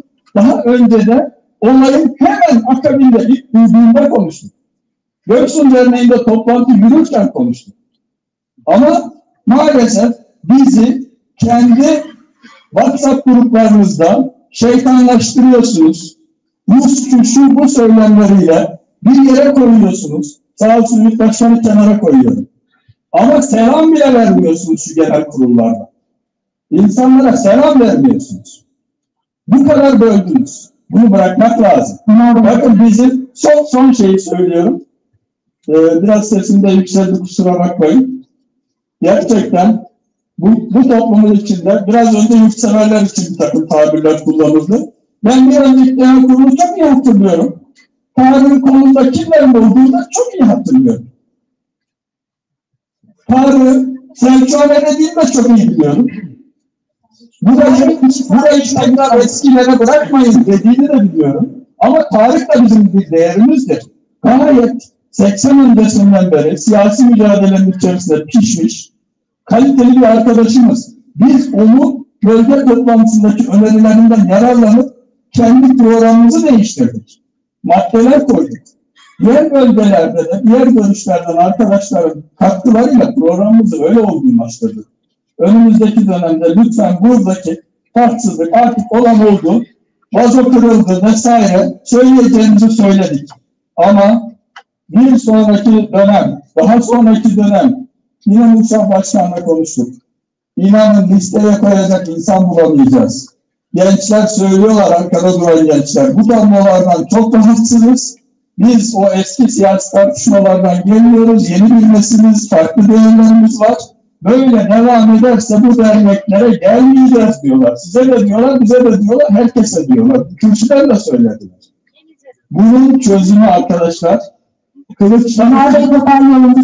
çözümle kapatıyor. Çözümü birbirimizi KGB ve CIA ajanlığıyla suçlamadan, savaşa hazır olun diye meydanlar okumadan, bir de yönetim kurullarındaki arkadaşlar, biz de yönetime geleceğiz, inşallah başarırız. Geçmiş dönemlerde biz de sıkıntılar yaşadık. Lütfen sosyal medyada bu tartışmalara taraf olmasınlar. Beğenileri, VT'leri, ilginç yorumlarıyla. Bu dönem bu başarılamadı. Bu bir eleştiridir. Bunu kabul etmek lazım. Biz inşallah başarırız. Ve inşallah bu yuvarlak masa toplantılarıyla beraber bütün farklı görüşlerini çalışma programımıza, stratejik planımıza yansıtırız. O planı da hep beraber el birliğiyle uygularız. 28 kişilik yönetim kurulları 8-10 kişiye düşüyor, 18-10 kişiyle bu kadar büyük sorunlar çözülmez. Bütün dernekler ve her üç fraksiyondan insanlar birlikte çalışmak zorundayız. Derdimiz ortak, birbirimizi sevmek zorunda değiliz. Ama bu kurumun bir parçası olduğumuz sürece demokratik karar mekanizmalarında görüşlerimizi dile getiririz, alınan kararı uygularız, uygulamada beraber olmak zorundayız. Biraz uzattım, özür diliyorum. Büyük Başkanım kırdıysam kusura bakmasın. Karşılıklı konuşmayalım. Karşılıklı konuşmayalım lütfen. Yardımlayın söz hakkınızdan. Sayın Gülban, saygıdeğer hazirim. Çok kısa bir konuşma yapacağım. Aslında söylenecek çok şey var. Görüyorum ki koca cümleler kurmak konusunda hepimiz çok cömertiz. Ben bu konuda biraz imtinalıyım bugün. Sadece aslında tek bir şey söylemek için çıkmıştık ama Ömer Bey'e bir şey söylemek istiyorum. MRG'ye sayenizde katılmış olduğumuzu öğrenmiş olduk. Herhalde biz de sizin sayenizde gittik. Sergiyi de herhalde siz aramıştınız Avrupa Parlamentosu konuşması için. Çok teşekkür ederiz.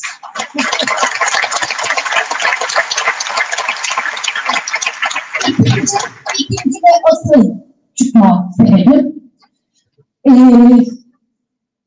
Ümit Başkanım çok önemli bir şey söyledi. Sorumluluk makamları eleştiri duymayı kabullenir. %100 katılıyorum. Başkanımla aynı görüşteyim. Lakin çok özür dileyerek ben aslında buraya Sayın Macit Kadıoğlu'nu kınamak için çıktım. Bunun da sebebi Sayın Ümit Dinçer'e 2 yıllık faaliyetleri sonucunda ana vatana gitmeyen ilk genel başkan olarak tarihe geçeceksiniz yakıştırmasını burada söylediğiniz için arka planını, neden gitmediğini, gidemediğini, sanki daha önce hiç ana vatana gitmemiş gibi ya da yarın gitmeyecekmiş gibi aldığı tehditleri bilmiyormuş gibi bunu böyle söylediğiniz için ve bu hazırına bunu böyle ifade ettiğiniz için kendisine yakıştıra bu sıfatı yakıştırdığınız için sizi şiddetle kınıyorum. Çok teşekkür ederim.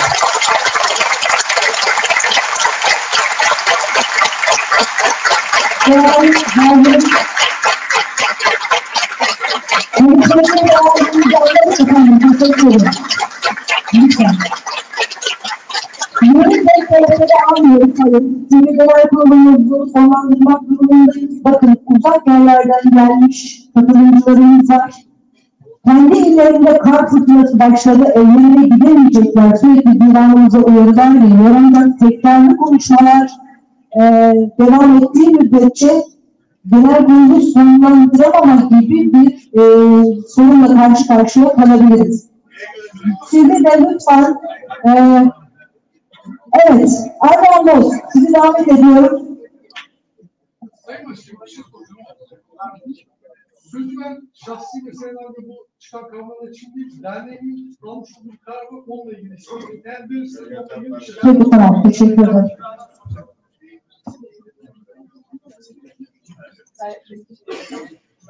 Herkese merhaba, ismim Erdoğan Boz.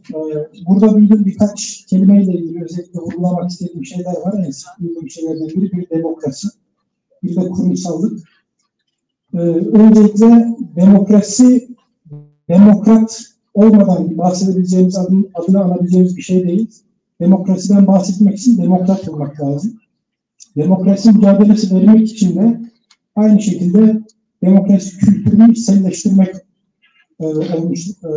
içselleştirmiş olmak lazım. Bunlar olmadan maalesef demokrasiyle ilgili kurduğumuz cümlelerin hepsi bana kalırsa çöp. İkincisi kurumsallık. Kurumsallıktan bahseden insanların da bu demokrasi mücadelesinin belirli teamüllere ve kendi içinde belirli demokratik kurallara göre yürütülmesi gerektiğini biliyor olması lazım. Yoksa ikisinden de bahsedemiyoruz. Niye söylüyorum bunları? Birincisi, elinde çetelerle liste tutarak kafe yönetim kurullarını belirleyen bir insan kitlesinin demokrasiden bahsetmesi abesle iştigaldir. Böyle karanlık mahkumlarla kendi siyasal pozisyonlarına uymayan, ona uygun olmayan insanları şeytanlaştırmak için yürütülen bir siyasi propaganda faaliyetinin ötesine geçemez. Bu bir demokrasi mücadelesi olmuyor. Eski dönem bir kafe genel başkan adayı başkanlar kurulu toplantısına katıldığı için sen delege bile değilsin, başkan bile değilsin, burada ne iş var? Diğer insanların demokrasiden ya da kurumsallıktan bahsetmesi bana göre abesle iştigaldir. Maraş'ı arayıp da bu adamlar komünist, Bursa'yı arayıp da bu adamlar FETÖ'cü diyen FETÖ'cülerin demokrasiden bahsetmesi abesle iştigaldir. Bunların da bilinmesinde fayda vardır diye düşünüyorum.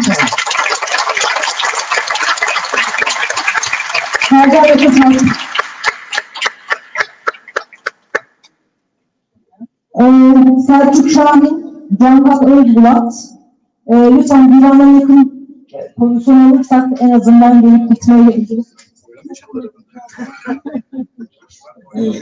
Herkese iyi akşamlar, değerli büyüklerim. Ben konuyu daha fazla az önce konuşan değerli arkadaşlar gibi konuşmayacağım. Daha farklı bir noktaya gideceğim.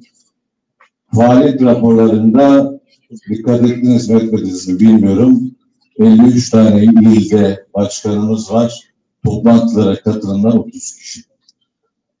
Zannediyorum ki bugün burada olmamızın sebebi mevcut yönetimi bizden sonraki ya da mevcut MİT başkanından sonraki yönetimi seçmek için buraya geldik. Bu delegelerimiz de Türkiye'nin farklı illerinden geldiler.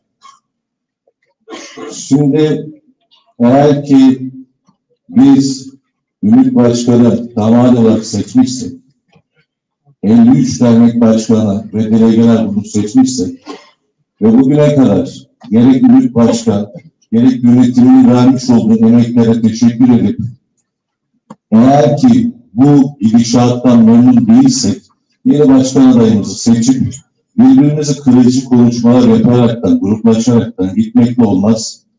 Ben size şöyle bir örnek vereyim. 2021'de Mersin Kafkas Derneği Başkanlığı'na geldiğimde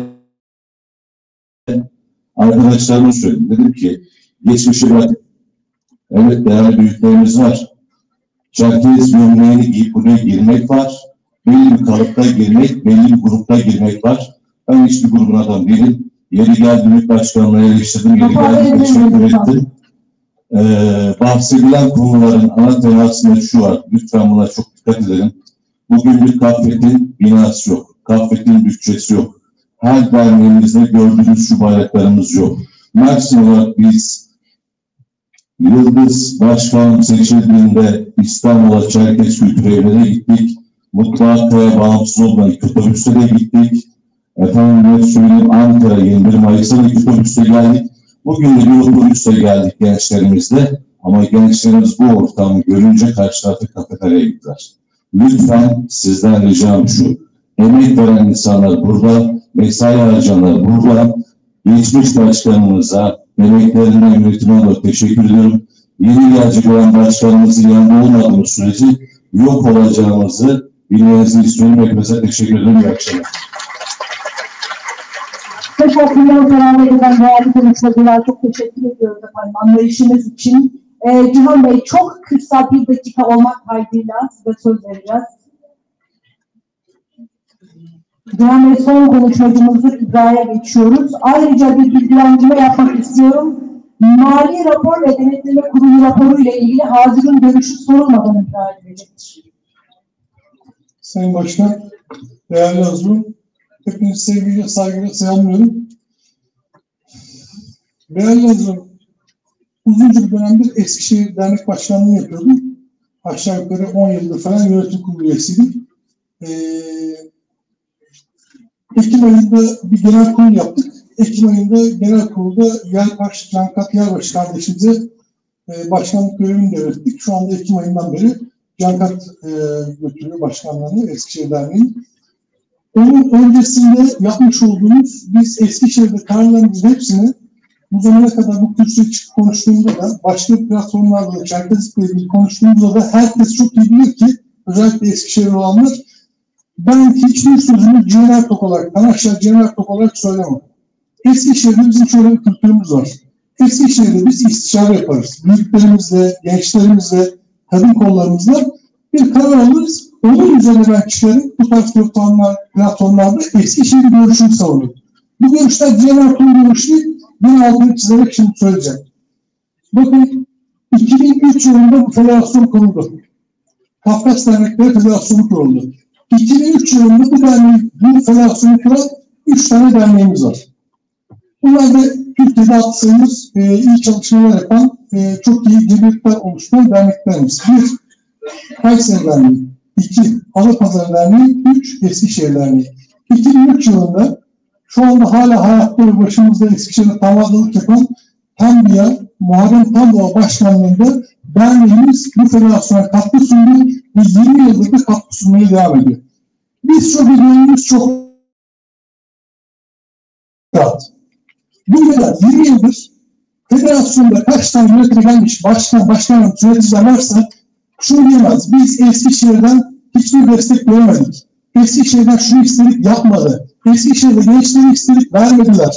Eskişehir'den şöyle destek istedik yapmadılar. Kimse diyemez. Bugün itibariyle, bugüne kadar takip. Niye söylüyorum? Biz bugün Eskişehir olarak kızdığımız ve kırıldık. Bu kırıldığımız noktaları size aktaracağım. Bunları da aktarırken yapmış olduğumuz istişare neticesinde aldığımız kararlara dayanarak söylüyorum. Cihan Bey çok kısa süreli söz sahibiyle geldiniz. Daha hatırlatmak isterim. Hadi abiciğim.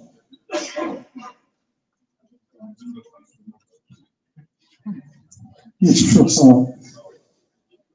Değerli yazıyorum. Bu süreye kadar derneğimiz sürekli aktif bir şekilde federasyona destek verdi ama ta ki bu sene Yoksun Derneği'nde yaşanan olaylardan tutun genel bir yelpaze çizeceğim size.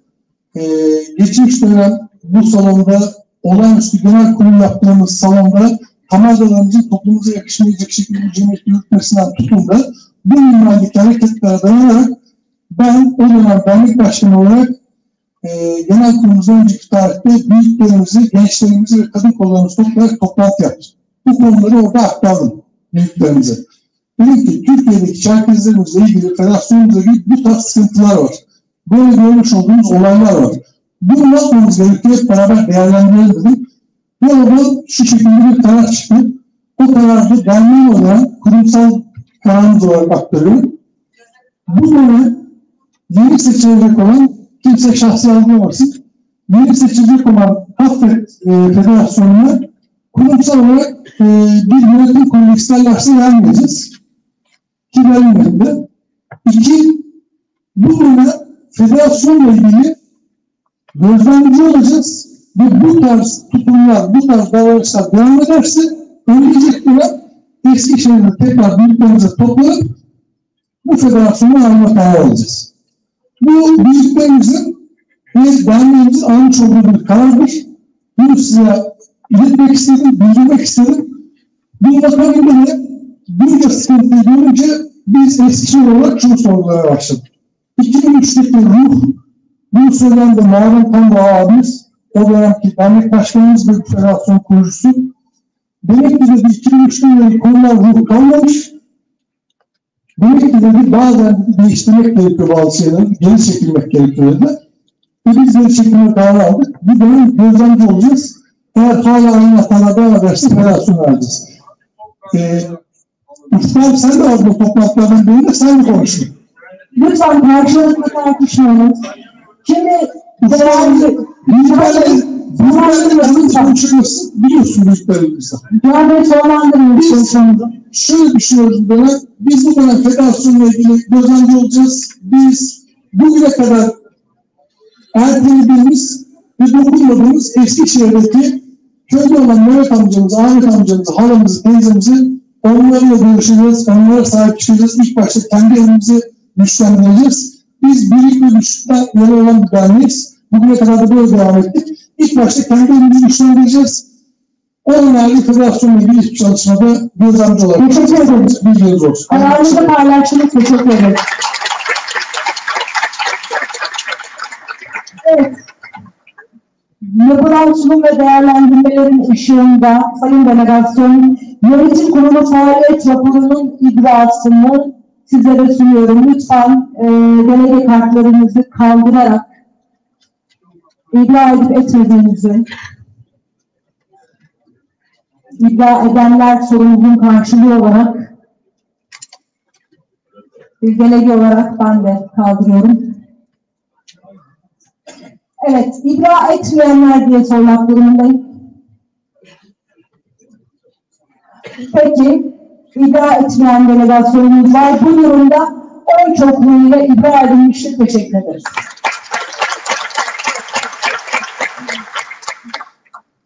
Tamam, şimdi mali raporun okunması için Sayın Murat Özden'i davet ediyoruz.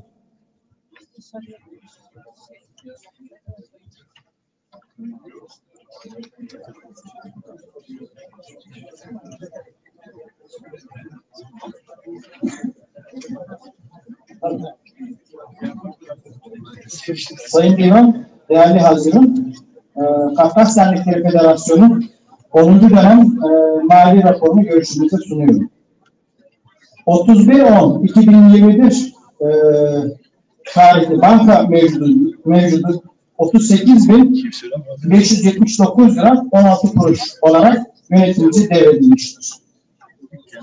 2021 yılında 53.414 lira 38 kuruş gelir, 2022'de 982.436 lira, 2023 yılında 13.540.716.019 kuruş olmak üzere toplam yönetim dönemi boyunca 14.576.566 lira 57 kuruş gelir elde edilmiştir. Yani federasyon rica ediyorum. Salonda bulunan delegasyon lütfen sessizlik. Federasyonumuza ait olan borçlar %90'ı derneklerimizin aidat borcu olmak üzere toplam 490.635 lira 75 kuruş federasyonumuzun alacağı bulunmaktadır. Federasyonumuzun borçları 41.110 lira 70 kuruştur. Yönetim dönemi boyunca yapılan harcamaların toplamı 2021 yılında 22.666 lira 04 kuruş, 2022 yılında 620.836 lira 22 kuruş, 2023 yılında 12.844.377 lira 97 kuruş olmak üzere toplam 13.487.907 lira 23 kuruştur. Bu da kuşkusuz 2023 yılında federasyonumuz tarafından yapılan deprem yardımları ve özellikle konteyner yardımlarından kaynaklanmaktadır. 17.11.2023 tarihi itibarıyla federasyonumuzun mevcut bankalardaki mevcudu 1.127.238 lira 50 kuruştur. Görüşlerinize sunalım.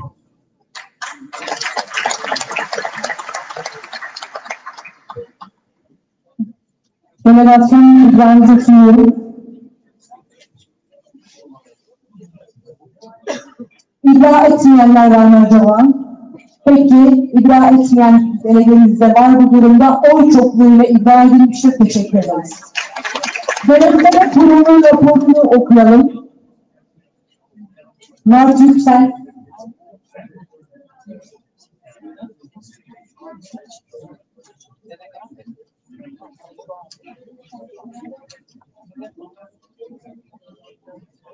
Tamam, Mert Bey gelene kadar bir buyurumuz olacak. Divan olarak görevlerimizden birini icra etmek durumundayız.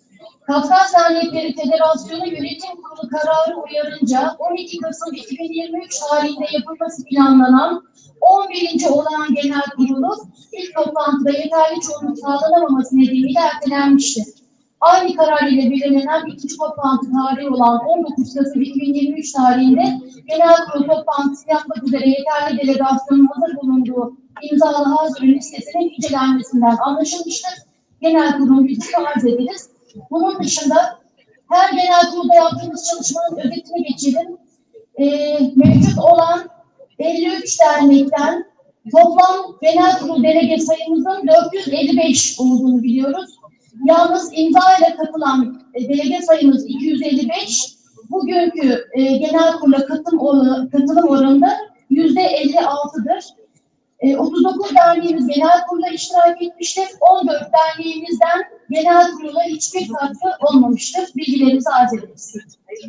Evet, Sayın Divan, değerli hazırın, yönetmene kurulu olarak Kafkas Dernekleri Federasyonu 13. dönem yönetim kurulunun denetim kurulu raporunu arz etmek istiyorum. Kafkas Dernekleri Federasyonu Denetleme Kurulu üyeleri olarak görevi geldikten sonra Federasyon Tüzüğü'nün 15. maddesinde Denetleme Kurulu genel kurulca seçilen 5 asıl 3 yedek üyeler oluşur. Genel kuruldan sonra yapacağı ilk toplantıda başkanını ve bir sekreter üyesini seçer hükmüne istinaden 20 Mayıs 2022 tarihinde Federasyon Genel Merkezi'nin bir araya gelip görev dağılımı yaparak sonrası konular hakkında tutanaklar düzenlemiş bulunuyoruz. Söz konusu toplantılarımızı 20.5.2022'de birinci tutanağımız, birinci olağan denetlememiz, 25 Kasım 2022'de ikinci olan denetleme tutanağımız, 26 Mayıs 2023'te üçüncü olan denetleme tutanağımız ve son olarak 14 Kasım 2023 dördüncü olan denetleme tutanağı olarak 4 denetim raporu hazırlamış bulunuyoruz. Yapılan denetlemeler neticesinde federasyonumuzun faaliyetlerinin federasyon tüzüğünde gösterilen amaçların gerçekleşmesi için sürdürülebileceği belirtilen çalışma konuları doğrultusunda olduğu, defter, hesap ve kayıtlarının mevzuata ve federasyon tüzüğüne uygun olarak tutulduğu tespit edilmiş olup, denetleme kurulu olarak konular hakkında tanzim edilen 5 farklı tutanak ekte sunulmuştur. İşte denetleme kurulu raporunun bir örneği yönetim kuruluna, bir örneğini ise olağan genel kurula sunmak üzere bir sayfada 2 nüsha olarak tanzim ederek müştereken imzasını almış bulunuyoruz.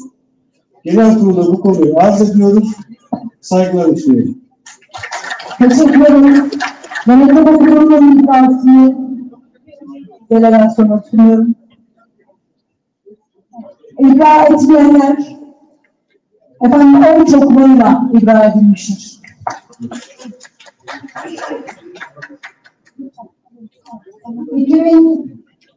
Tahmini bütçenin sunulması. Murat Bey, buyurun.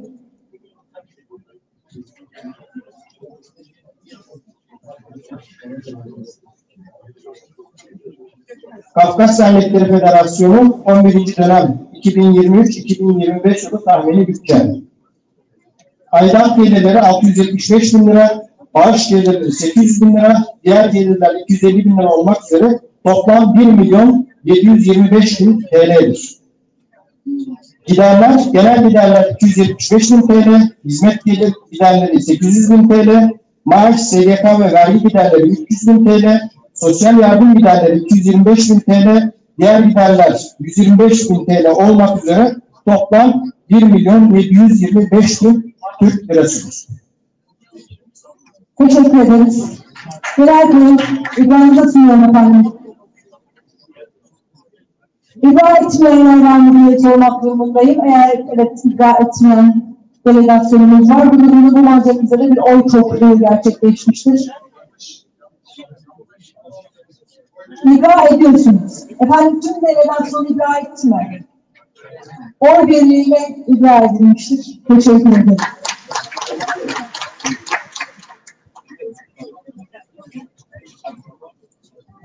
Şimdi tüzük maddesine geldik. Değerli katılımcılar, bir tane maddemiz var.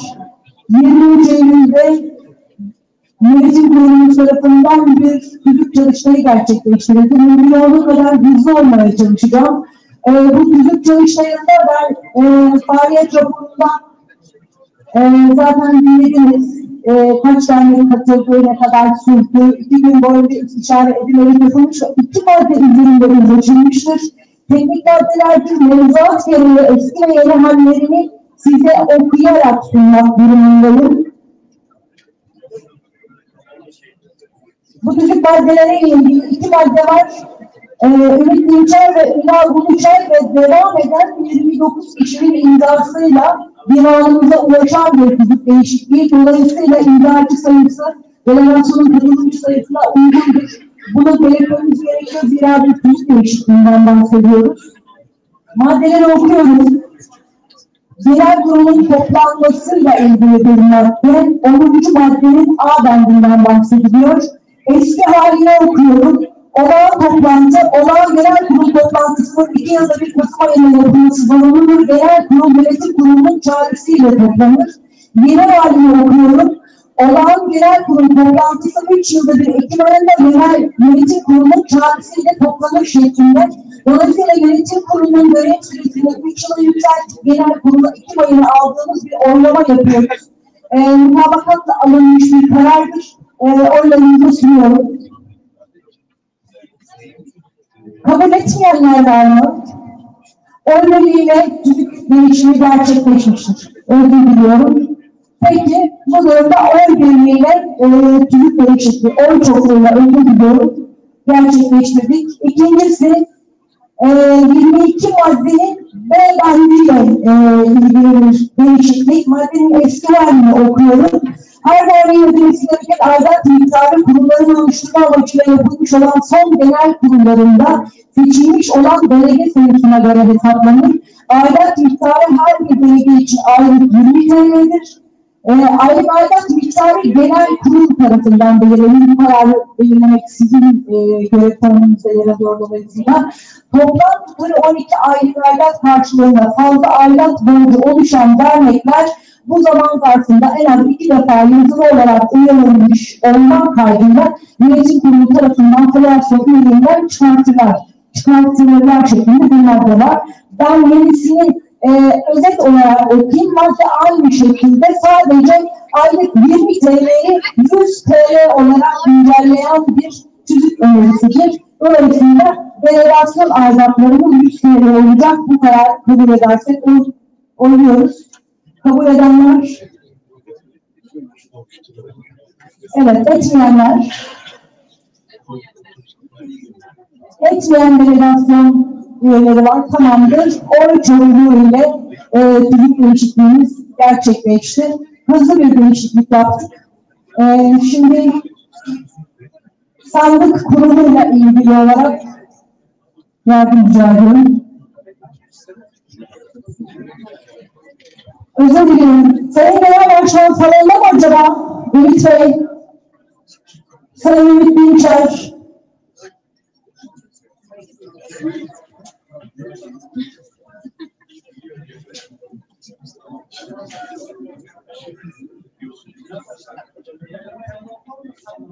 Ümit Bey. Diğer maddelerimiz gereği yönetim kurulu icra edilmiş olduğu için bir teşekkür konuşması yapmak isterseniz çok kısa.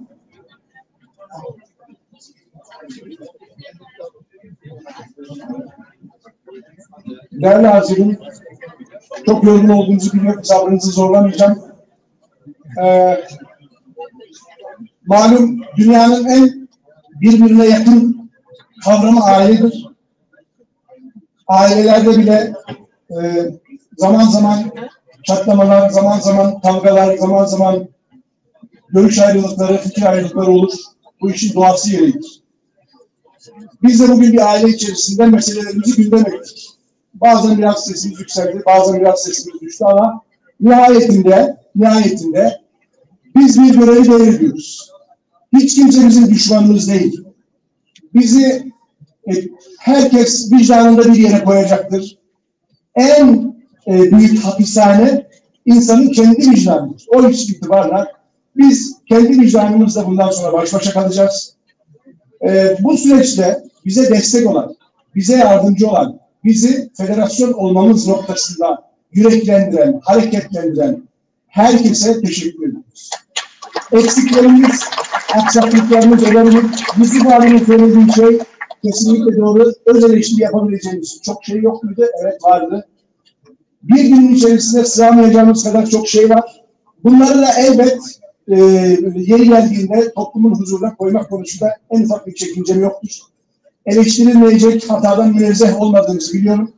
Bu süreçte destek olan yönetim kurulu üyesi arkadaşlarımın hepsine tek tek teşekkür ederim. Bütün başkanlarımıza, bütün delegasyona ve bu halk için meseleyi kendine mesele edinip bir adım atan herkes bizim için muteberdir, bizim için kutsaldır. Hepinize sağlık, sıhhat diliyorum. İnşallah varacağınız yerlere sağlıklı, sıhhatli bir şekilde varmayı Tanrı nasip etsin. Hepinizi görüşmek üzere.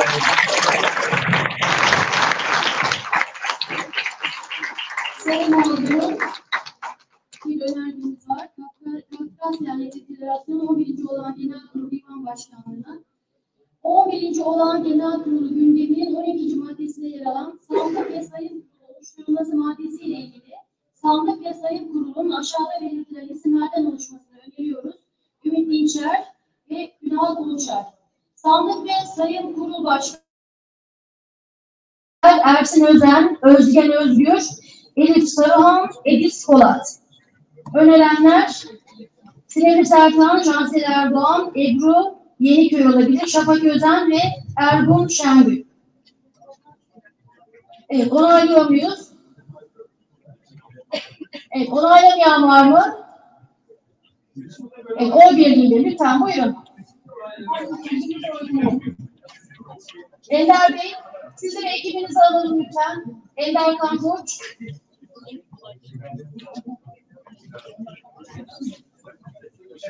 Divan olarak ara vermeme kararı aldık. Lütfen.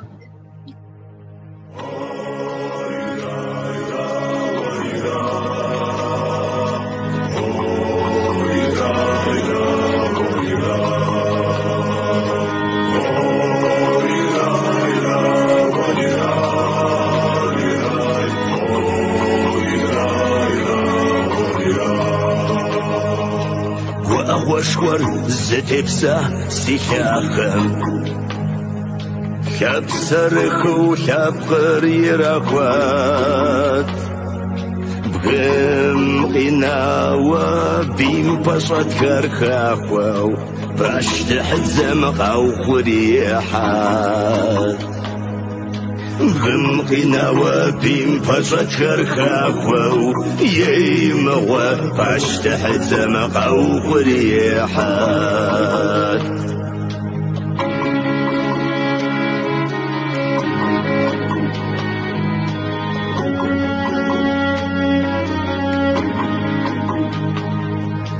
شنشخوامي يا غدا الشوقامة وتميتمي بيك وشخوامي توب شافي مقر يا مقامة يا بسر خجرت يا شو إسلامي توب شافي مقر يا مقامة يمغوى يا بسر خجرت يا شو إسلامي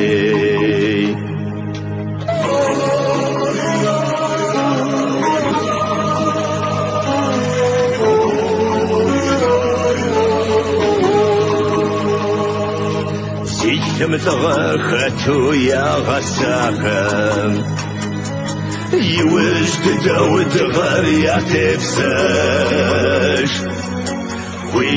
ويتنغم بابشف سرزتاخم بيوتكم يشو يا ترشاش ويتنغم بابشف سرزتاخم يمغوا بيوتكم يشو يا ترشاش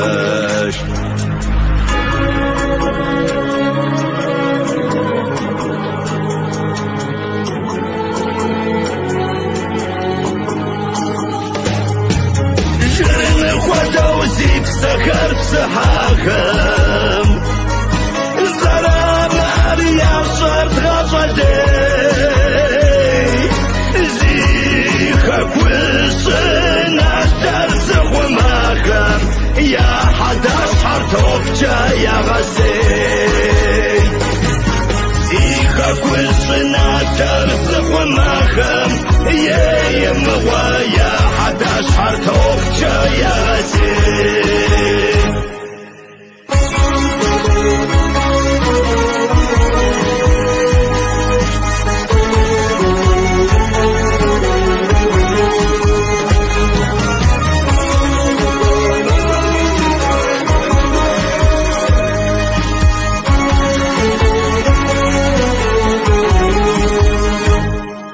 نفسك وجرسي وميتسحاوى أبو وشور نوبي خزوز دي ورشش خامي أشحر قيت وخاوى سيب سم شجر يعشو قزدوغز دي ورشش خامي أشحر قيت وخاوى يمغد سيب سم شجر يعشو قزدوغز سيب سم شجر يعشو قزدوغز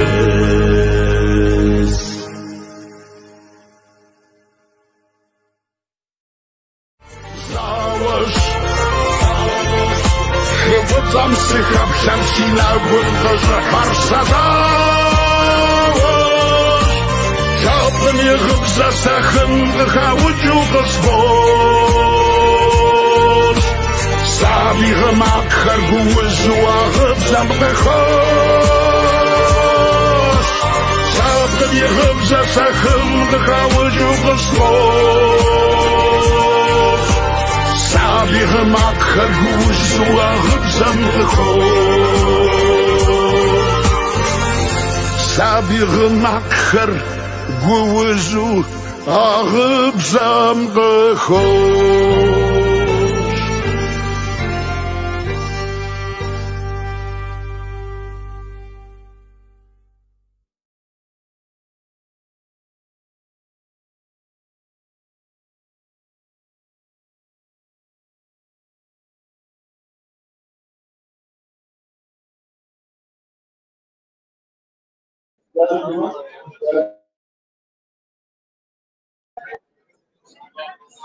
Çok kısa bir konuşma yapacağım.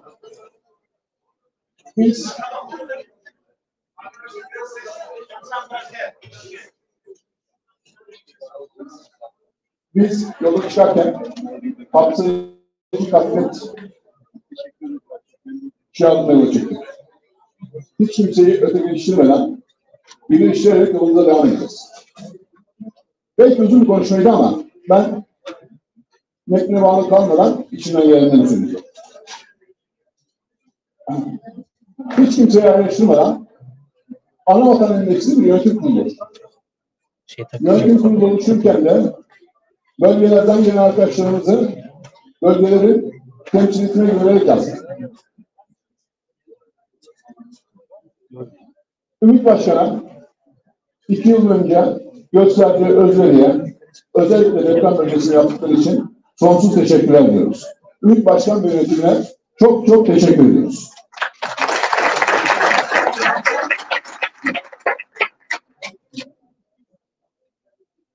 Biz Ümit Başkan ve yönetimine göreve geldikten sonra çalışmaya arzu ediyoruz. İlk stratejik plan toplantısında Ümit Başkan ve Yönetim Kurulu'ndaki arkadaşların tamamını eksiksiz stratejik plan içinde görmek ve fikirlerini almak, uygulamaları hep beraber yapmak istiyoruz.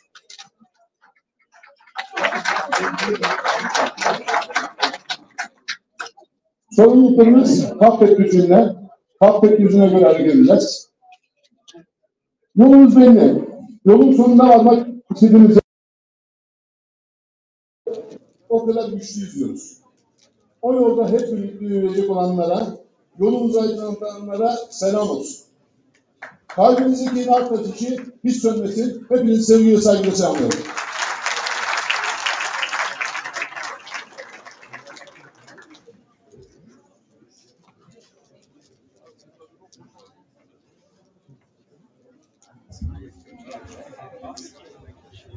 Kaffet 11. Genel Kurulu aday listesinden Yönetim Kurulu açı listesini sahneye davet ediyorum. Ayça Atçı, Bedia Ölmez, Caner Zağlı, Hatice Gülferkaya, İsa Elagöz, Muharrem Saran, Ömer Atalar, Ömer Çopuk, Öner Yılmaz, Özcan Atıcıer, Seyfi Ateş, Şenezer Tokmak, Turhan Yılmaz ve Farha Ölmez. Buyurun efendim. Yönetim Kurulu yedek listesi Barış Kozan, Doğan Eser, Enes Özkan, Fehmiye Akdoğan, Feyza Ünal, Hayri Hopbaç, Hüseyin Özden, Nevin Hakkan, Onur Arı, Rabia Özen, Selahattin Cantürk, Sevanur Kemaloğlu, Süleyman Çelik ve Ufuk Çelik. Buyurun efendim. Yeni yönetim kurulumuzu asil ve yedekleriyle beraber sahneye davet ettik. Onlar sahnedeki yerlerini alırlarken 11. Genel Kurul'un TÇB delegelerinin ismini okuyacağım ve geçeceğim. Adnan Arslan, Atıf Altan, Bedia Ölmez, Cengiz Atalar, Cihan Candemir, Erhan Savra, Fatih Bozkurt, Fethi Kanşat, Hayri Bokbaç, Hüseyin Ercan, İsa Elagöz, Mutlu Kınık, Ömer Atalar, Öner Yılmaz, Ferit Cimuk, Ramazan Ersöz, Sevanur Kemaloğlu, Sevilay Yazıcı, Seyfi Ateş, Şeneser Tokmak, Turhan Yılmaz, Vacit Kadıoğlu, Yaşar Aksankaya, Yusuf Kamil Taymaz. Onur Kurulu Asil, Muhittin Ünal, Cihan Candemir, Vacit Kadıoğlu, Yaşar Aksankaya, Yıldız Şekerci. Onur Kurulu Yedek, Ümit Dinçer, Hikmet Kantemir, Selma Kankuş. Denetleme Kurulu Atilla Mutlu Alkış, Mustafa Aziz Özbek, Serpil Yılmaz Dizdarlar, Şahin Sayılgan ve Zeki Kartal. Denetleme Kurulu Yedek, Filiz Kaplan, Hakan Kırık, Melike Meryem Gümüş. Teşekkür ederiz.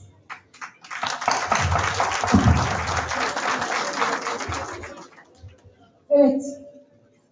Çok teşekkür ederiz. Birazdan oy kullanacak değerli Harcı'nın yönetim kurulu adaylarını tanısın istedik. Teşekkür ediyoruz. Şimdi bir önerge daha var. Kafkas Dernekleri Federasyonu Tüzüğü'nün 8. maddesi uyarınca komisyonlar ve çalışma grupları oluşturmak üzere genel kurul tarafından özür diliyorum. Tamam.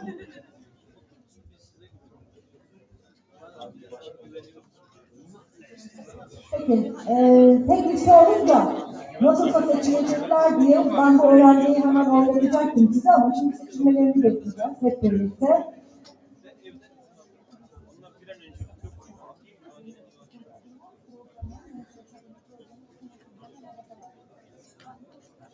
Adayların programlarının anlatılması için Sayın Ömer Atalar'ı davet ediyorum. Ardından delegasyona söz vereceğim.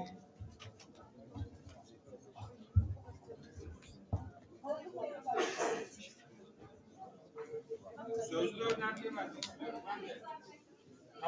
Yani oylama başlarsa tanıtım ve dilek temennileri oylama ve oy sayımıyla birlikte yapabiliriz. Teşekkür ederiz. Divan olarak değerlendirip bunu uygulamaya alacağız. Teşekkür ederiz. Yola çıkacak olanlar var. Dolayısıyla yollar da çok kötü durumda. Birçok yerde kar yağıyor. Hızlı ana başlıklarıyla program başlıklarımızı sizinle paylaşacağım. Kafet Genel Kurulu'nda Türkiye'de, ana vatanda ve dünyada toplumumuzu etkileyen çok önemli gelişmelerin yaşandığı bir dönemde giriyoruz. Türkiye'nin çevresinde küreselleşmenin etkilerini çok fazla hissediyor, soğuk savaşların bölgesel savaşlara evrildiğini görüyoruz. Böylesi bir dönemde Kafet'in toplumumuz açısından önemli görev ve sorumlulukların olacağı bilinciyle genel kurula ve takip edecek çalışma dönemine hazırlandık. Çalışma programımızın üst başlığı olan nasıl bir Kafet sorusuna yanıtları, bölge toplantılarımızda, dernek ziyaretlerimizde ve kamuoyunda dile getirilen katkılarla oluşturduk. Bu program ana başlıklarını Ocak 2024 sonuna kadar katılımcı süreçlerle oluşturacağımız 3 yıllık stratejik planımızda aktiviteleri, hedefleri ve zaman çizelgesiyle birlikte detaylandırarak kamuoyuyla paylaşacağız. Programımızın ana başlıklarını sizlerle paylaşıyorum. Biraz önce konuşmamda da söylemiştim. Genel talep üzerine kapsayıcı Kafet başlığı daha önce daha alt sıralardayken en üst sıraya çıkarıldı. Toplumsal uzlaşının geliştirilmesi, tüzüğü ve ilkeler kapsamında farklı görüşlerin birlikte çalışma zemininin kurulması, ortak akıl toplantıları düzenlenmesi, komisyonlar aracılığıyla merkeziyetçilikten uzak katılım mekanizmalarının işletilmesi, üye derneklerin sayısının arttırılması için çalışmalar yapılması. Federasyonumuzun temel ilkelerinden olan yüzü ana vatana dönük kafet alanında ana vatan ile resmi ve sivil her düzeyde ilişkilerin ileri taşınması, dönüş çalışmalarının yaygınlaştırılması, çifte vatandaşlık çalışmalarının sürdürülmesi, ana vatan ile karşılıklı ziyaretlerin artırılması. 3. Diasporalarımızla ilişkileri derinleşen kafet, dünyanın farklı ülkelerindeki diasporalarımızla ekonomik, sosyal ve kültürel etkileşimlerin arttırılması, üye derneklerin benzer ilişkileri kurmalarının desteklenmesi, Orta Doğu'daki çatışmaların yakından takip edilmesi ve diasporalarımıza muhtemel etkileri konusunda hazırlıklı olunması.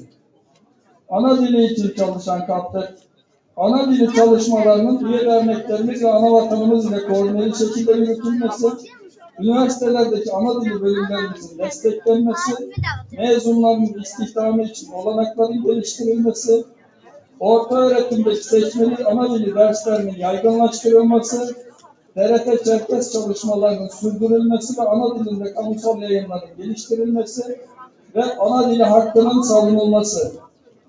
5. Kağıtça için çalışan KAPTEK. Üye derneklerle koordineli şekilde yerel ve bölgesel çalışmalar ile Kağıtça kurallarının değerlenmesi ve yazılı hale getirilmesi, Kağıtça konusunda farklı görüşler ve nesiller arasında diyalog ortamlarının geliştirilmesi, Kağıtça alanında ana vatanla ortak çalışmalar yapılması.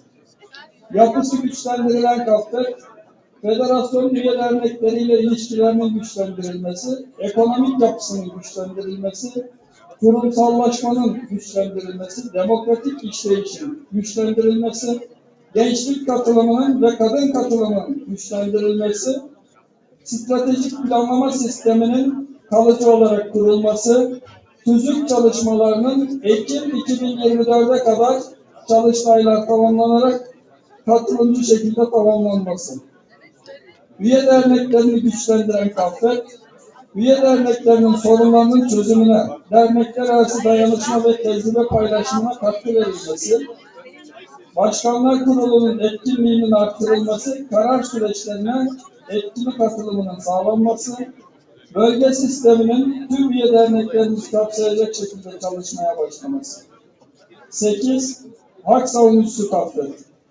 Halkımızın dil, kimlik ve kültürel ilişkin haklarının etkili şekilde gündeme taşınması ve savunulması, yerel, ulusal, uluslararası düzeyde ve ana vatanda bu çalışmaların koordineli şekilde sürdürülmesi, Çerkes soykırım ve sürgünlüğün tanınması ve bağlı taleplerimizin kabul ettirilmesi için Rusya Federasyonu, Türkiye Cumhuriyeti ve uluslararası kamuoyuna yönelik çalışmalar yapılması, 21 Mayıs anmalarının ulusal, uluslararası düzeyde etkili şekilde organize edilmesi. Kültür, sanat ve spor destekçisi KAPTEK, Türkiye'de ana vatanda ve diğer diasporalarımızda yürütülen kültürel, sanatsal, sportif çalışmalara destek sağlanması, ortak çalışmaların teşvik edilmesi, kültürel varlıklarımızın araştırılması, korunması, tanıtılması, müzecilik çalışmalarının desteklenmesi, Çerkes el sanatları çalışmalarının desteklenmesi, yaygınlaştırılması, bu alanların emektarı insanlarımızın çalışmalarının toplumumuza ulaştırılması, Kültür ve Turizm Bakanlığı ile yerel yönetimlerin bütçelerinde ve çalışmalarında kültürel değerlerimize yer verilmesi için savunuculuk yapılması, sözlü tarih çalışmalarının sistematik bir şekilde yürütülmesi. 10. Sosyal dayanışmayı güçlendiren KAPTEK, eğitim, sağlık, doğal afet alanlarında halkımızın yaşadığı her yerde dayanışma ağlarının geliştirilmesi, gençlerimizin ana vatanda eğitimleri başta olmak üzere tüm eğitim süreçlerinin desteklenmesi, sosyal ilişkileri geliştirmek üzere üye dernekler ile ortaklaşa çalışmalar. Evet, çok kilo vermişim be. Evet. Ekonomik çok zayıflamış. Destekleyen KAPTEK, İş insanlarımızın dayanışma ağlarının güçlendirilmesi, gençlerimizin istihdamının ve girişimciliğinin desteklenmesi, köylerimizin ekonomik sürdürülebilirliğinin sağlanması, toplumumuzun ekonomik anlamda gelişiminin desteklenmesi, ticaret ve sanayi odalarıyla mesleki kuruluşlarda etkinliğimizin arttırılması. Son maddemiz, siyasete katılımı destekleyen KAPTEK, yerel ve ulusal ölçekte başta gençlerimiz ve kadınlarımız olmak üzere toplumumuzun siyasete aktif katılımının toplumumuzun hak ettiği şekilde etkili temsilinin desteklenmesi programıyla çalışıyoruz. Kemal Bey'e teşekkür ederim. Şimdi şöyle bir uygulama yaptık divan olarak. Defalarca söyledim bunu bugün ama yola gidecek olanlar için ve tek listeyle seçime gidiyor olmamız nedeniyle programın okunması sırasında oylamayı başlatmak durumunda kaldık. Gün içerisindeki değerlendirmelerde zaman kaybettik. Belli ki buna ihtiyacımız vardı. Sahnedeki hareketliliği size bu şekilde anlatmak istedim. Oylama halihazırda devam etmektedir. 14 maddeye geldik. Adayların programlarının anlatılması, listenin tanıtılması maddesini tamamladık. Program hakkında söz almak isteyen delegasyon var mı? Buyurun efendim.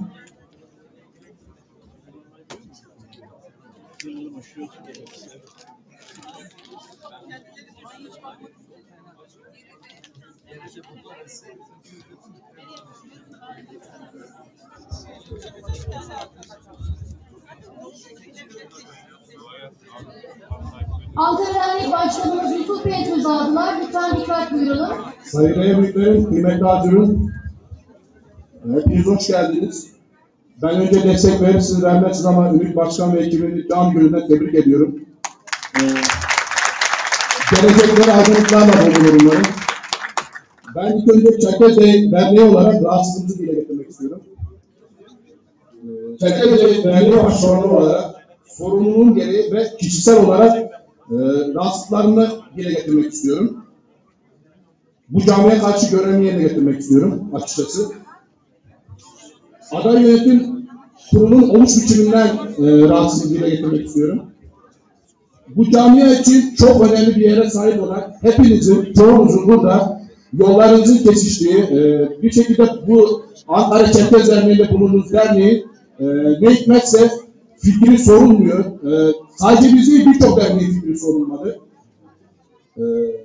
Sadece bizi değil aslında yani Kayseri olsun veya birçok dernek olsun oturup konuşulmadı. Ne yapalım? Hadi buyurun. Bizi dikkate almadınız. Hadi dikkate almadınız derneklerle. Buyurun çalışın diyelim bize. Bunu mu istiyorsunuz? Hayır, kapsayıcı olacağız diyorsunuz ama arayıp sorma zahmetinde bulunmuyorsunuz. Fikrinizi almıyorsunuz. 53 dernekle fikir görüş alıp aldınız mı bilmiyorum. Bizi almadığınıza göre eksiksiniz. Daha önce eleştirilen veya eleştirdiğiniz Ümit Başkan ve ekibiyle eleştirilen ekibi ne farkımız var? Ümit Başkan kendi ekibini kurdu, kimseye danışmadı dediniz ama siz aynısını yapıyorsunuz. Mutabakat metni için yayınlayacağınız gün bizi arıyorsunuz, birçok derneği arıyorsunuz. 1 saat kala veya 2-3 saat kala mutabık mısınız diyorsunuz. Biz sizinle neyin mutabakatına varacağız? Bizimle görüşmediniz, aramadınız, sormadınız. Belki de sorma gereği duymadınız. 34 derneği açıkladınız. Burada şunu anladınız herhalde. 34 derneğin delege sayısı ya bir geçti. Biz diğer dernekleri şu olarak nasıl diyeyim? Alelacele getirip aradınız bizleri sırf haberimiz olsun diye arıyorsunuz. Başkanlar toplantısına belki de hiç katılmayan dernekler var orada. Bunlardan imza toplayarak yayınlıyorsunuz. Ya biz bu zihniyetten sıkıldık artık. Bunu da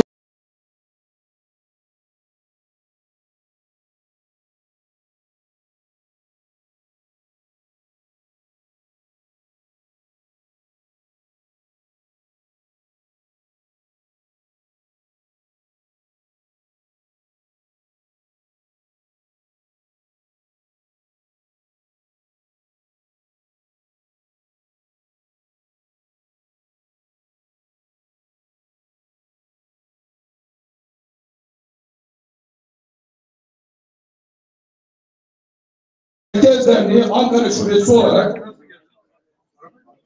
şu anki aday yönetiminden ve bundan sonraki aday olacak yönetimlerden kapsayıcı, birleştirici, ittifak politikalarını geliştiren ve güçlü tutan, çatısı altındaki tüm derneklere eşit mesafede olan bir yönetim istiyoruz.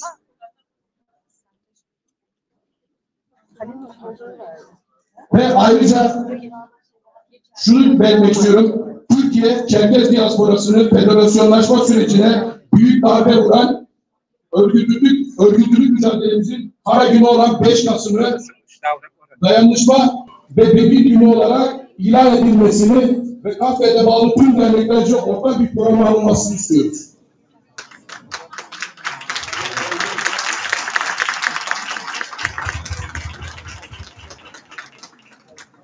Toplumumuz adına toplumumuzun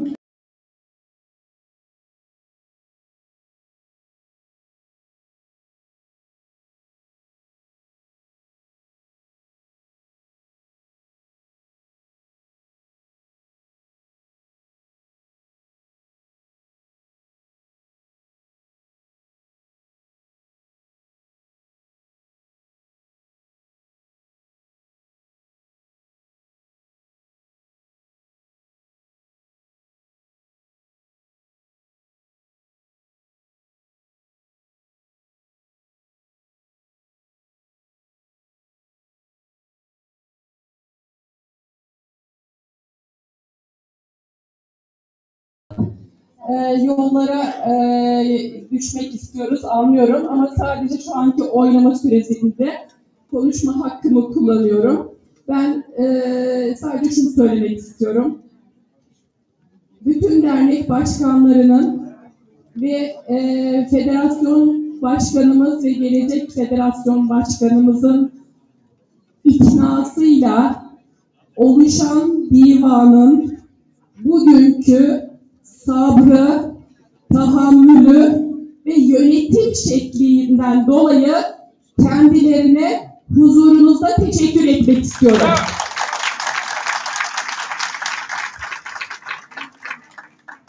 Hamate, genç, arkadaşım, büyüğüm, küçüğüm, ayırt et sizi. Sizden şunu rica ediyorum. Divan kurulu oluştuğunda verdiğimiz yetkileri kürsüye çıktığımızda konuşurken, salonda dinlerken,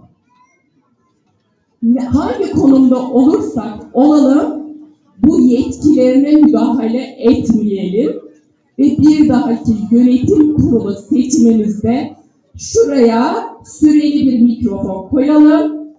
Mikrofon anında kessin süre dolduğunda ve divan başkanlarımıza saygısızlık yapılmasın diye bir öneride bulunuyorum. Hepinize teşekkür ediyorum.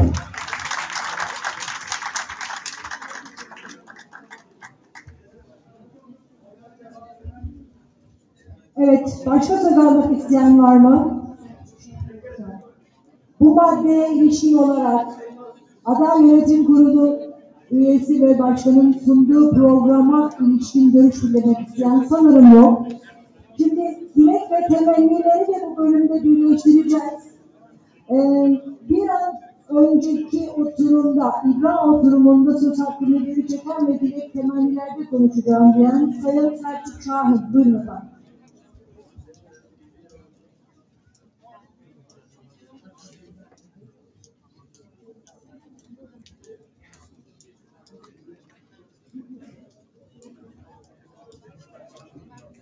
Selçuk Şahin, Göksun Çerkez Kültür Derneği Başkan Yardımcısı. Öncelikle az önceki konuşmacı arkadaşımın dilek ve önerilerini dile getirmek istiyorum. Kendisi benden önce davrandı. Buranın süreli olması bizim karda kışlı dediğimiz yola gitmemizi biraz erken alır. Onu destekliyorum. Divana da böyle kalabalık bir toplantıyı bu kadar güzel bir şekilde yönettiği için teşekkür ediyorum. Şimdi öğretmenim, okul müdürüyüm, bir şey söylüyorum. Bizim Gökçün tarafından yapılan eleştirilerde, hani bizde derler ya, eleştir birisini dediğimizde hemen eleştirecek kişi bir meçe kazığı hazırlar. Biz eleştiri deyince sadece vurmayı, kırmayı zannediyoruz. Yapılan güzel işleri söylemek de eleştiridir. Konuşma bölümünde burada konuşan Sedat Sürücü kardeşime ben deprem zamanında şahidim. O soğuk zamanda elindeki kamyonların başında yem sanayinde her köye hangi aracı götüreceğini bizzat kendisi saat mefhumu olmadan çalıştı. Şunu da biliyorum, Kayseri 50 kişilik delikanlı ekibiyle sabahtan akşama kadar çalıştı. Akşam dinlenmek için bizim imkanımız olmadığı için tekrar Kayseri'ye gitti. Şafak'ta geri yetiştiler. Tufan Bey'in bize yaptığı 200 sobalık yardıma dinlenmeye çekilen gençler gecenin 12'sinden sonra yataklarından kaldırılarak şunu da indirin ondan sonra dinlenin dediğinde hepsi canla başla çalıştı. Kayseri'den gelen bu kardeşlerime minnet duygularımızı iletiyorum gayretlerinden dolayı. Bizim zaten bölgeselleşme, kutuplaşma gibi bir şey hakkımız yok. Bizi bölmek isteyen çoktur ama biz bir arada olacağız. Kafede bir çatı olarak bileceğiz. Bizim sadece şikayetimiz o deprem döneminden sonra yeni bir yönetimlik, başkanımızın başına iş geldi. Yeni bir yönetimlik, hani Ali İzzet Begoviç'in bir sözü var ya, ve her şey bittiğinde düşmanların yaptığı değil, dostların suçluluğudur hatırda kalacak olan dene. Kafede o dönemde dernek yönetimiyle ilgili olarak bizleri yalnız bıraktığı görüşündeyiz. Farklı konularda bizleri aradılar. Sadece onun sitayişi var. Kafed'in bundan sonraki yönetimini de bu tür çalışmalarda yanımızda görmek istediğimizi biliyorum, umuyorum. Herkese saygılar, hayırlı yolculuklar olsun.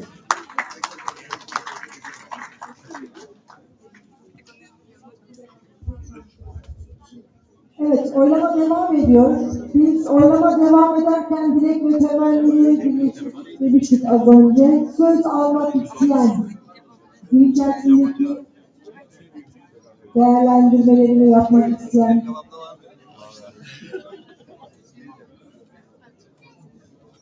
sanıyorum yok.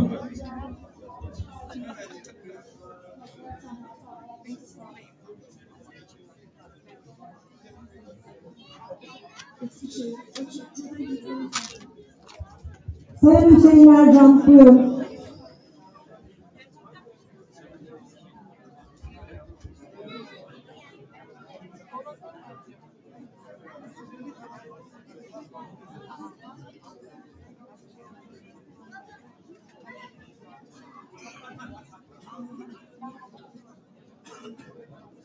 Değerli hazırım, hepinizi saygıyla selamlıyorum.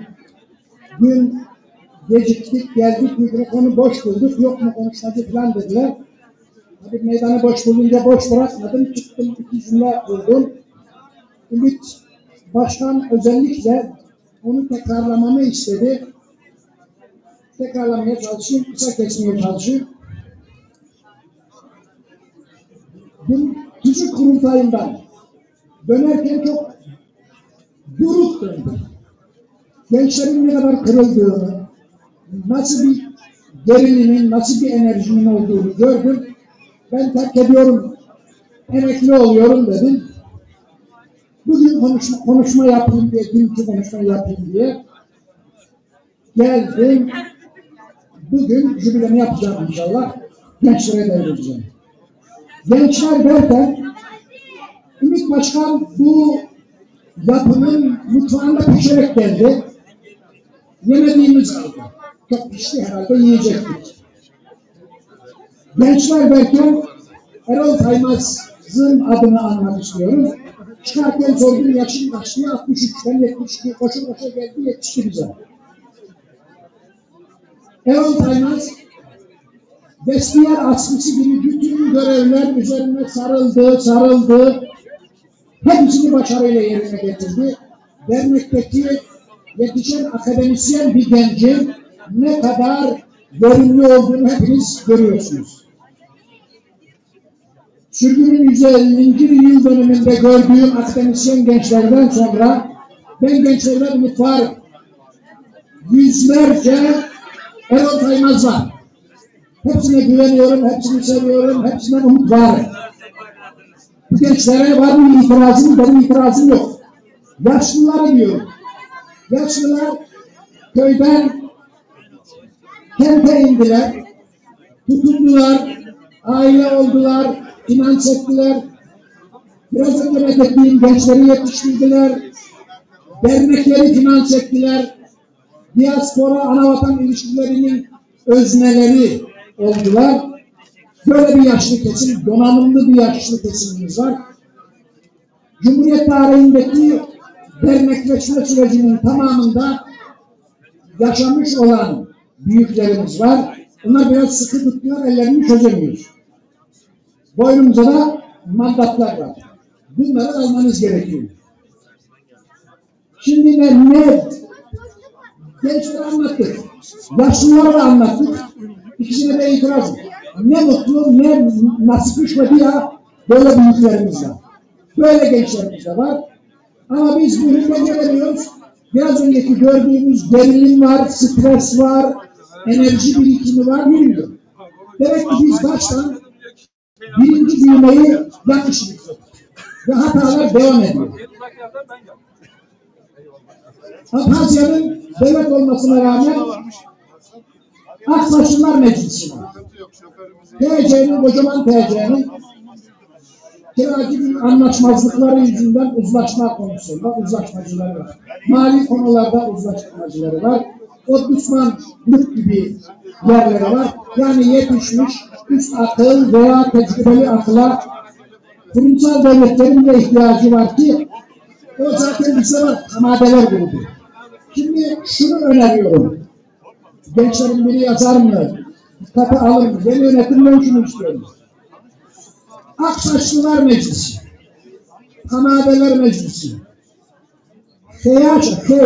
Mahkeme Meclisi gibi oluşumları oluşturmamız, dernekleri aktif gençlere devretmemiz, bu mandatları yaşlılar bırakıp yerimize oturmamız lazım. Yönetimlere geliyoruz. Yaşar Aslan Kaya döneminde ısrar etmiştim. Hamadeler onun kurulu. Hamadeler oturmadı. Seçimle geliniyor, yaka hakları. Seçimle gidiyorlar, olmuyor. Şimdi yeni yönetime benim önerim, Aksaçlılar, Hamadeler, Mahkemeler Meclisi kurulu gibi bir çalışma bu dönemde çalışma yürütürse, bunlar bize lazım mı? İki olur mu? Tek mi olur? Böyle bir akademik bir sürü gençler var. Biraz önce söylediğim gençler var. Böyle bir çalışma yapsın. Herkes yerine otursun. Aksaçlılar yerinde otursun. Hamadeler otursun. Mahkeme. Bakkal bile denetleniyor. Biz denetlerimiz bir şey yok. Mahkemelerimiz yok. Mutlaka olması gereken biri diye düşünüyorum. Böyle bir çalışma bu yönetimin ürünü olursa çok başarılı olur diyorum. Başka bir şey, DÇP ilgili şunu söylemek istiyorum. Birkaç kere söyledim, bir daha söyleyeyim. Oradaki kase resmi. Kase meclise gitmeden kanun çıkartamıyor meclis. Bu da Yahangil iktidar şeyler, dernek kase başkanları gel yasa çıkartacağım, toprak reformu diyor ki zaten siz istediğinizi yapacaksınız. Vallahi geleceğim, biz istediğimiz yasayı çıkartacağız diyor. Yani beceremediğimiz yer bu. Bunu kabullerim. 6 defalarca bir daha çiziyorum. Rusya Federasyonu dernekler kanalıyla bizimle sivil toplum örgütüyle resmi ilişki kurulmuş oluyor. İmza altına alındığı zaman. Dolayısıyla bunların oradaki kase biraz önceki çalkantıları getiriyor. Kabul ettiğiydi, edemediğiydi, etmiyordu. Bu çalkantılar oradan geliyor olmayacak. Aslan buradaydı, yeni bir oluşum var. Sivil toplum örgütü muhatabı alınır mı, alınamaz mı? Bunları da gözden geçirmek lazım. Ama bu ilişkiler böyle sunuluyor. Aslankaya zamanında askıya almış öğrencilerimizi. 5 tane 80 yaş üzerine alıp tamanemiz bizim. 80 yaş üzerinde.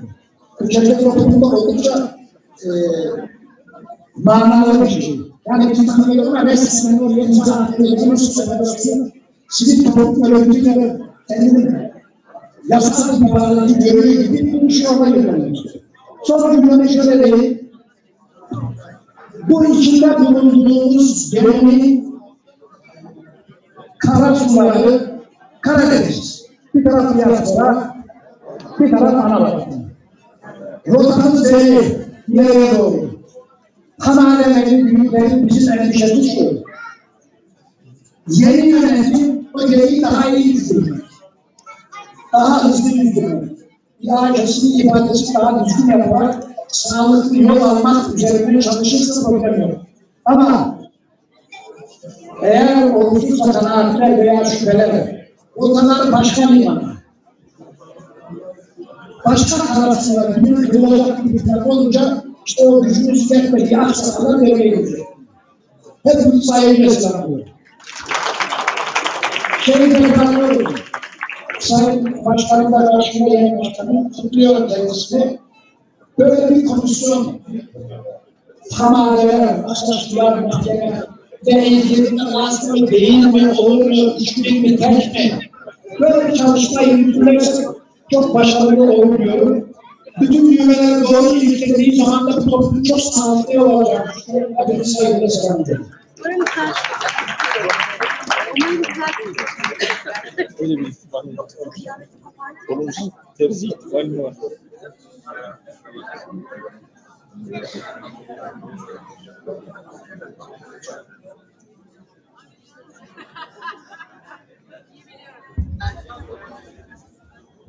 Sayın Hüseyinler'den çok teşekkür ediyoruz katkılarınız için. Demin temenniler kanunları almak isteyen aydınlar, kuruluşlar var.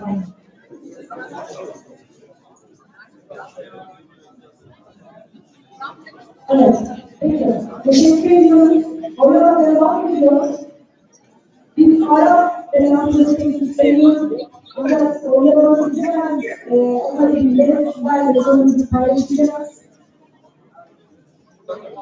Ve geçmiş yönetim kurulu üyelerine söz vereceğiz.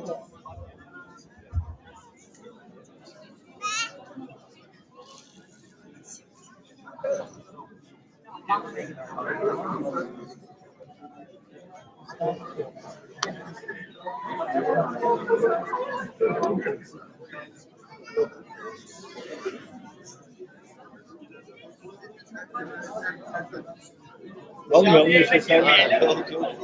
Sesi kapalı.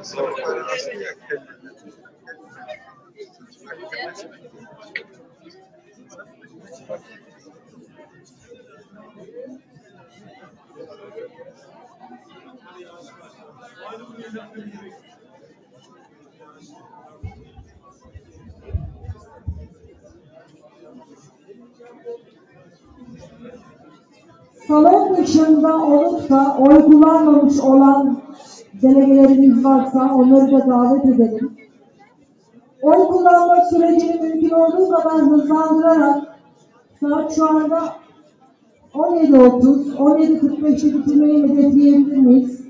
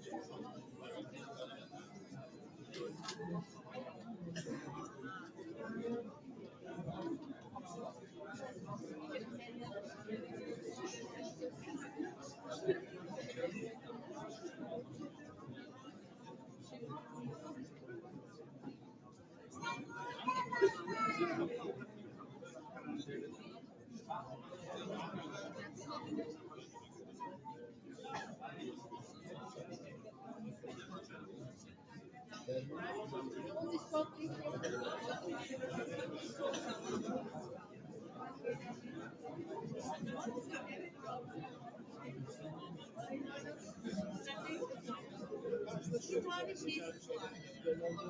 Nakışlısı var. Gerisi ben elle.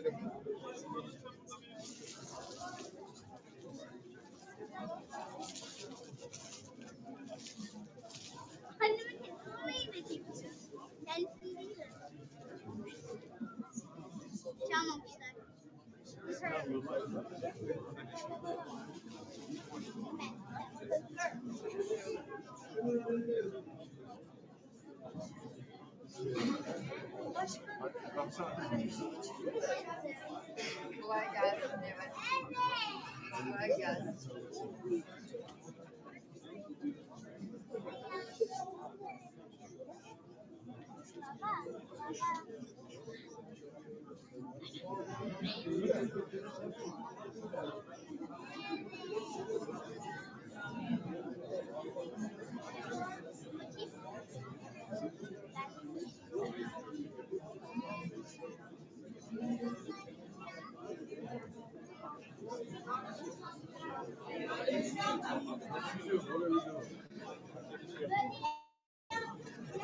Sonuçları açıklayacağım.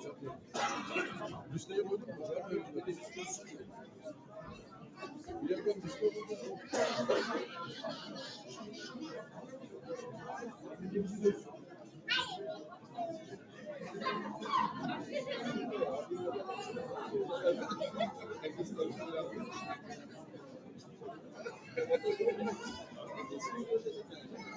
Tamam, geliyor.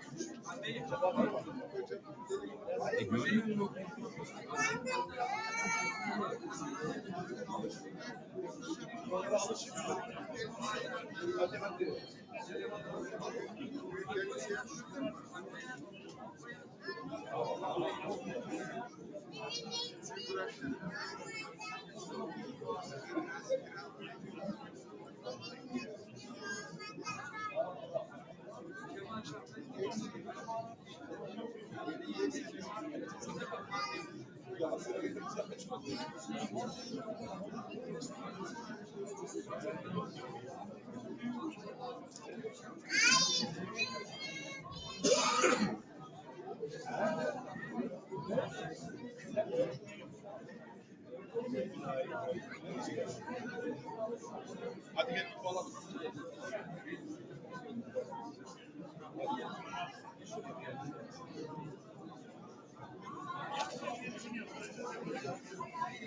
Hadi.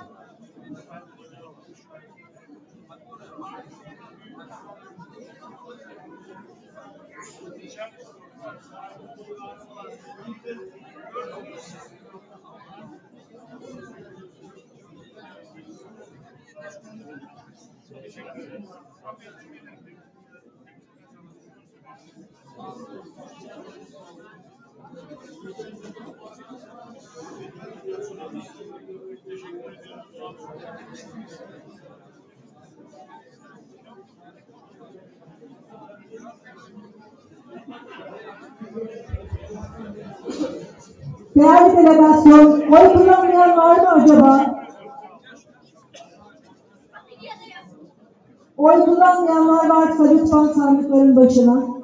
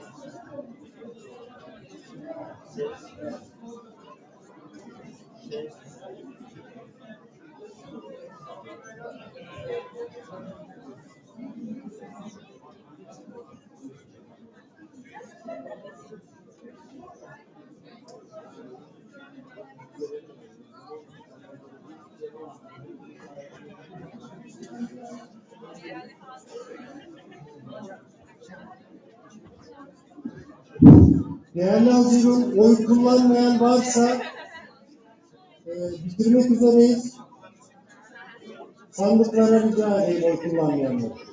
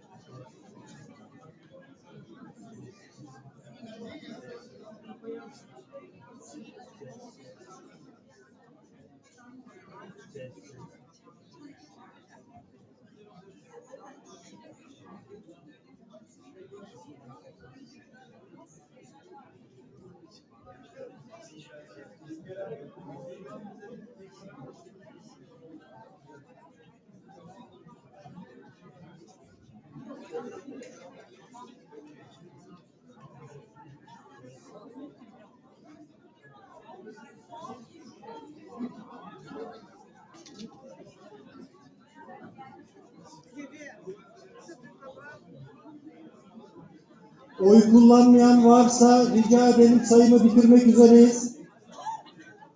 Oy kullanımını bitirmek üzereyiz.